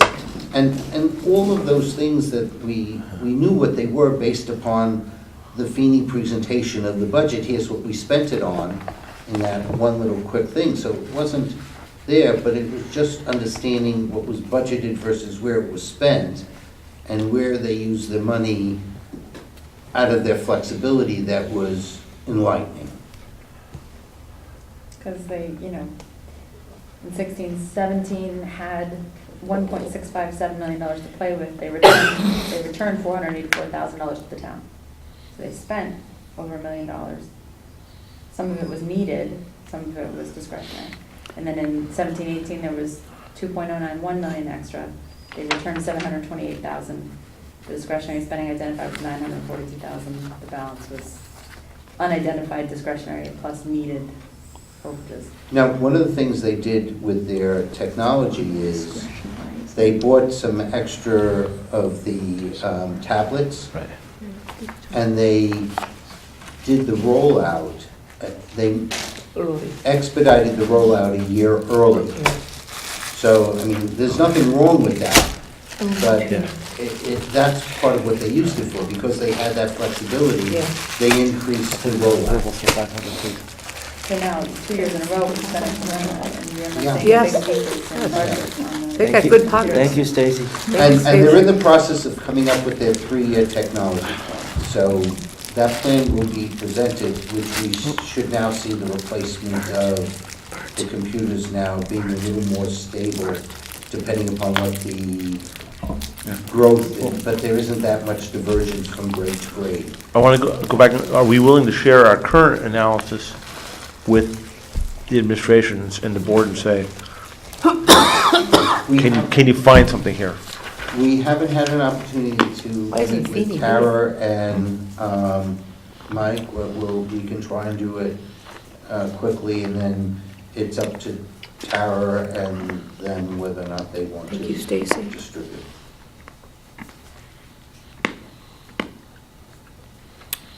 So, where does that leave us? Legal? I'm not going there. All right, so, I deal with the things that I can control and understand what I cannot. I mean, do we generally, I've started writing, I've tried to gather our thoughts around your themes. We don't have to use them, I just wanted to throw something out there. What, I mean, I can read what I have in here, and this is like the moment of truth. I did it last year too. I don't know if I'm on the right track or not, because I got so spun up with your themes and trying to get everybody's stuff in there. yeah, you don't have to use them, it was just a thought to organize myself. But no, I mean, where the rubber meets the road is we think the budget's able to be reduced, it should be reduced, right? Yes. That there's But opportunities. then most of our conversations have to do with measuring things better and planning things better and, Reporting back. yeah. And plans for how they're going to use it. I have vision and measurement as the two things, so, all right, here's what it is. An acceptable flexibility, Watching the- again, sorry. The Board of Ed, they were asking really good questions, Yes. but they're not getting the answer to the details that they want, and I don't know It's where because they don't have that it. starts, Because they don't have it. because they don't have it. And so if they can't give it to their own Board of Ed, I mean, Well, it's an ongoing process, so like, they're gonna get a lot more answers tomorrow. Yes, They're gonna get a lot exactly. more answers next Tuesday, then it's the public hearing, then there might be some more answers, and then they Talked that way for 2 years. vote on their budget, but. All right, so I wrote, I will admit our committee struggled to organize the thoughts for this presentation. Sure, there are line items here and there that we'll ask you to dig deep on, and I'll mention those later. But largely, this budget is more concerning from a top-line perspective than a line item one. Without getting too granular, I have to start by saying the dynamics at the state level, had to say it, continue to concern members of our committee, maybe not Jack. Will Darien be targeted as part of the state's budget solution going forward? I really hate that. We don't think we can discount the possibility. At the local level, we can debate that. We're getting ready to build a new school. We've recently launched the Fish Academy, expanded our high school cafeteria, invested in department heads, resurfaced our baseball field, and now we're discussing the addition of 5 new psychologists in our elementary schools. 4. Sorry, 4. I'll change that. Simultaneously, our And one guidance counselor. Yeah, we haven't talked to the guidance counselor, but, and that the issue is whether or not they're moving to house before the board has approved house. So simultaneously, our real estate market is soft, and we're hearing from consultants, and maybe I'm mishearing this, but that our student population is set to decline over the next 10 years, right? Where does this leave us? I have to say it gives me pause looking at a 3% top line increase. But here's the reality. Not much of this increase in the budget is discretionary. The largest increases, aside from those psychologists, are due to the rising cost of insurance and the predetermined salary increases. So are we going to push back on psychologists out of sheer sticker shock or ask you to suck blood from a stone? No. We believe that Darien must continue to invest in excellence. Not only is it the right thing to do for our children, but we believe it's the best defense for our town and property values. If we continue to do the right thing, to follow best practices and make the right investments, Darien will continue to be a destination for new families and businesses for years to come. Expanding on that thought leads us to our first request. In order to support the funding for some of these initiatives and to feel like we're moving toward a goal, members of this committee feel there needs to be a clearer strategic vision communicated by the board. Where are we going? What are we building? A strategic vision would be extremely helpful in understanding the need for the psychologists. It would also help us understand your approach to athletics. What is your philosophy on number of coaches per sport, adding or cutting sports, number of students per sport, etc.? Can you add executional plan to be the strategic vision? Yeah, I think executional planning Because is I more think that they important. will say to you, we've given you the strategic vision. I think what I miss is the executional plan. Yeah, I think that's a better thing. Put down the executional plan, because I do think that they have covered some of this under vision. It's in the goals. Right, You're the exactly. one that told me I needed a vision. I know, but. No, but put and, just put and, But I and. think that- Put in And. And I don't know if you need to do the specific questions. Yeah, and I can take that out. I want to make sure you felt represented. Feel represented. A strategic, But I think, a strategic vision or set of goals is for you. Help us understand your initiatives in special education. What's your strategy for reducing costs and outplacements in the long term? In MMS, what is your vision for house? You want to put that in there? Yep. What about the department chairs after they've successfully synchronized their curriculum? And finally, as I've mentioned before, what is your vision for security? It seems greater discussion, perhaps an executive session, is necessary to develop a plan in this arena. Members of this committee do not feel capital investments in security should be made with excess funds from the budget and would feel comfortable supporting investments. Yeah, that's made. execution. I'm going to stop something. I will tell you, and I want to be careful how we're saying this. I do not want to state that the board does not have a security plan. It's an I want to execution. say that we want to have some overall Accounting. view in the arena for what that vision is at a high level. I mean, I didn't know that they had a plan. They But do. it's a They question do, about it's on the back communication. page. It's Yeah, communication it's of the of top top line line. of the plan. Yes, I think that's what it is. We want to hear a communication of the top line of the plan. okay? Because I know they have a plan. I've spoken to several board members, they got a plan. But they're gonna put up a gate. All right. Small wall. Check one, Charlie. Okay, so we Sorry. would feel, Sorry. Sorry, we would feel comfortable supporting investments made in broad I didn't categories say we can wall. easily define without putting the systems and students at risk. All right, measurement. The second set of requests the group would like to make Since it's all one way. can generally be summed up by a quote, "Jack has recently grown fond of that which gets measured gets managed." Many of us have concerns about adding, I'll make it 4 FTEs to the system this Yep. year. Aside from not understanding how they fit into a broader strategic vision, we feel their costs are misplaced at the elementary school level and should possibly, along with all employees receiving benefits, be inclusive of insurance expenses. Do we want to throw that out there? Instead of "are," can you say "could be misplaced"? Do we say benefits? I would position it a little softer. Could be misplaced? Yeah.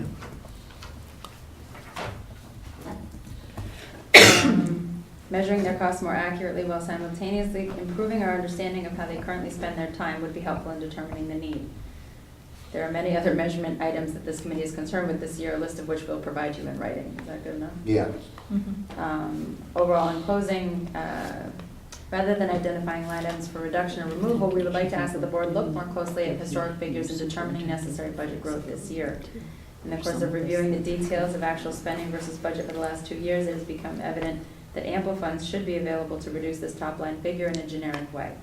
While we understand that a cushion of some size needs to be available to absorb unforeseen costs, we believe the size of that cushion could be safely reduced. Can we add flexibility? We're not Instead of saying that they okay. have fat in the budget. I concur. Unless we're gonna say it to the Board of, unless we're saying it to the Board of He's Selectmen, right. we're not, He's right. we're not saying it to He's the right. Board of Ed. Yeah. Because both budgets are built the damn same way. So are you willing to say to Jamie that she has fat in her budget?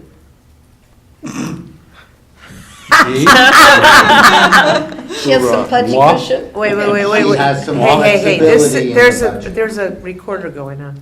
I understand. Okay. I'm being Oh, geez. fully aware that I'm being recorded when I say that. Okay. It's flexibility. So while we understand that some flexibility needs to be available to absorb unforeseen costs, we believe the amount of flexibility could safely be reduced. Okay. Do we want to say that? Potentially. I think it's Yeah, hard for, potentially I is think it's good. hard to get consensus on that when you two have the numbers, we just got them and haven't been able to process and look at them and absorb them. That's where I stand on that. Can you send us Well, the yeah, actual it's year? We've had this discussion. Taylor? Do you want to send these out? Taylor, yes. Can you send us the Can committee? you send those numbers? Do you want Please? to send the number? I wanted to send them early, if you recall. Yes. To us? You- No, to Forward us. them back and forth? Yes. Send them Yes, to send us. them. Send them, please. Just like the Word document, or do you want to Send the full analysis. like the spreadsheet? Yeah. A bunch of financial people here, we'll have fun with it. It's not what we like to do on our weekends, but Understand, this does not, while it is foilable, it does not get passed on to any other committee or group because we have not validated Yes. these numbers with the Board of Ed. we should put draft on the top of Yeah, every put page. draft Just put across draft the on the whole top of thing. every But, page. but please understand, they're not forwarded to Yeah, if you put- other committees Yeah. or But you should organizations. still put draft The across. conception of, For sure. there's a concept and it's a draft, The so. CEO Right. grade For eight. discussion. Mary Yeah. Sanders. I'm just, Crap out of it. just want everybody heard. CEO grade eight, Mary Sanders told me she put that on every All right, page. that's basically it. of We'll every wrap it up. document. That's something about taxation, and Yeah. Thank you, Taylor. does that work? Yeah. Yep, that's Do, fine. do we want to mention excess costs? Because it No. ha- we No. don't? I No, mean, it's a part of that general generic budget reduction. No, you don't Okay, need fine. takes the point away. All right. Everybody happy with that? Yes, great job. Nice job. Thank you, everybody. Then don't forget to sign it. You have to submit it. Draft. Yes. Yes, you have to sign it. Taylor Carter, Vice Chair, RTM. Finance So I'm on Budget vacation Committee. till next year. Yeah. Will you send us copies of Are your children final going to school write-ups? somewhere else next year? No, she's Are they just- going to school somewhere else next year? No, she No. This is like my annual effort. No, this is the year that she's actually back at home with nobody there because the last one went to. For 4 hours, For according to me. 4 hours. Oh, Yeah, wow. Yeah. Till they read the document, and they say, oh, no, there's no room for No, him. no, they're not going to.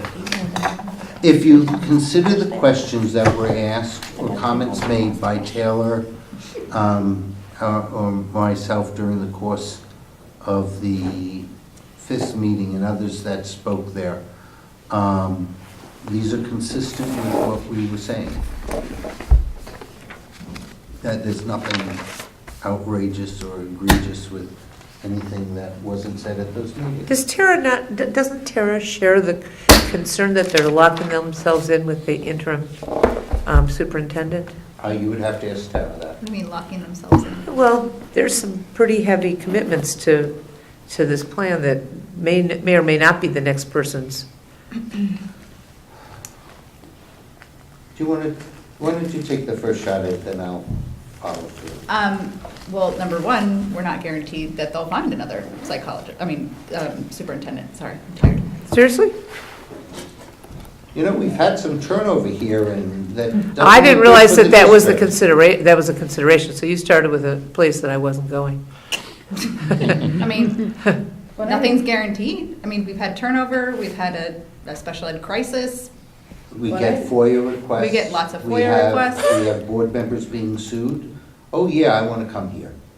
But who was it? It was Tammy that said, I think the board should be driving this bus, like. Yeah, Yeah, I have, in fact, I talked with one board member, and I asked, I said, why wasn't, prior to the departure of Dan Brenner, why was he not asked for a list of, not how to fix things, but what was needed to be done? All right, He left quickly. Go ahead. In the middle of the Sure. night. what if I told you that the elementary principals have been asking for a second psychologist consistently for the past 5 years, and it just never made it to the budget till this year? That's a material fact. Yeah, that's more compelling than thinking that it came from the interim And it superintendent wasn't who first plunked it down discussed on at the top. budget. It was discussed in prior meetings. We knew it was there. The problem is that, you know, during that meeting, I said, I'm assuming that you have a new job description Yes. for all elementary school psychologists, because, you know, you can't have a kid come in and say, oh, Mary, do I have 5 minutes with you? And you say, oh, no, I'm the special ed one, go over to Susan, oh, she's busy. Right. So their whole job description has to be changed, and so we requested that at the meeting. Again, I think our biggest problem is when they get there, we're not exactly sure exactly what that job description is, what they're going to be doing. And also, we don't have the empirical data, we have nothing but anecdotal. Right. And that's the concern. I mean, when did we hire those assistant principals? Wasn't it within the last 5 years? I mean, it's clearly, you A know. long time. Yeah, it was Long time more before than I got five. It was Were before I there? got here. Yeah, Okay. it was. I mean, it's because been- I remember distinctly, the main reason for hiring the assistant So they principals could have was so empirical they could evidence. sit in Yes. on the IEPs. I think John Bolton was the chair at the time. No, it was bad. Well, you have to have, so It may- legally, you have to have an administrator No, I know. in those meetings. Right. So legally. And they were saying the principals were being pulled out too much. Right. So, So legally, you have to have an administrator in that. That doesn't have anything to do with the psychologist being there. They don't have the skill set that a psychologist does. A psychologist is there to report on data, interpret data, and do evaluations and go over services. So they're not. so are they pulling right now, what are they doing in these IEPs? Are they not having any psychologists, or are they No, pulling the from? psychologists are there as well. I just don't understand how So you're they're pulling them correct. from the special ed psychologists? I mean, they're using the special ed psychologists? We in only these have one meetings? psychologist. Well, one for the elementary, but I wondered, well, and how many of these take place every week? I mean, this is No, data there collection. is one in each school, and then there's the floater. Okay, then there's the floater. But I mean, so it would be interesting to see how many IEPs are these people sitting in? Well, at each week throughout the year. I have no idea if it's The- heavy in the fall and It's heavy in the spring, I but really what's- don't have any idea. But what's happened, which is a change over the last 10 years, is that several students are having more than one IEP during the course of the year. PPT. PPT, sorry, right. PPT, a planning meeting before, during the year. So somebody may be meeting with one student 2 or 3 times. Another student, you may be one and done.